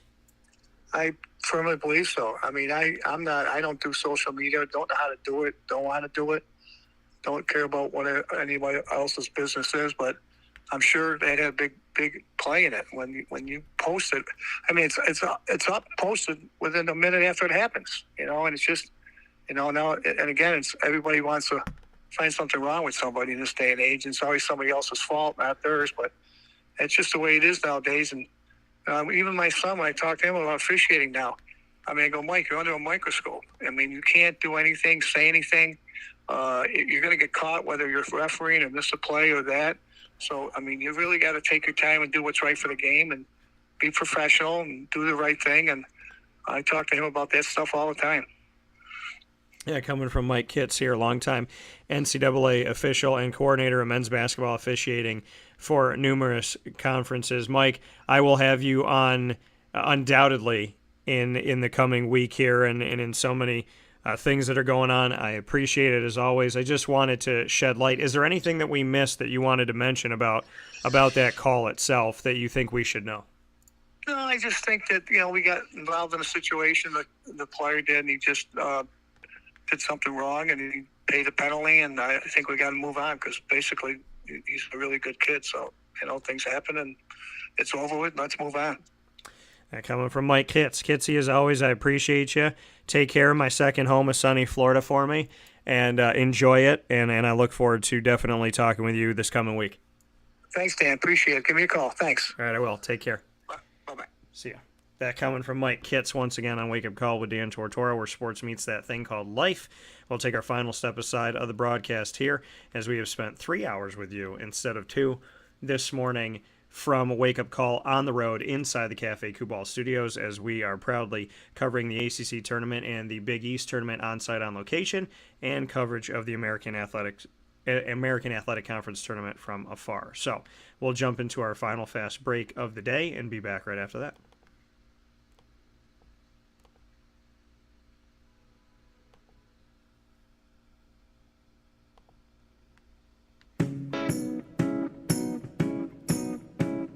In these unique times, there are those in our community that give us a sense of normalcy and positivity. Pizza Man on 50 Oswego Street in Baldwinsville has been here for you for over 35 years and is here now. Call 315-638-1234 or order online at pizzamanbville.com to bring those familiar tastes into your home. And remember to come see our monthly on-site broadcasts centered around the community and our Baldwinsville Bees. Pizza Man in Baldwinsville. Any way you slice it, they are always here for you.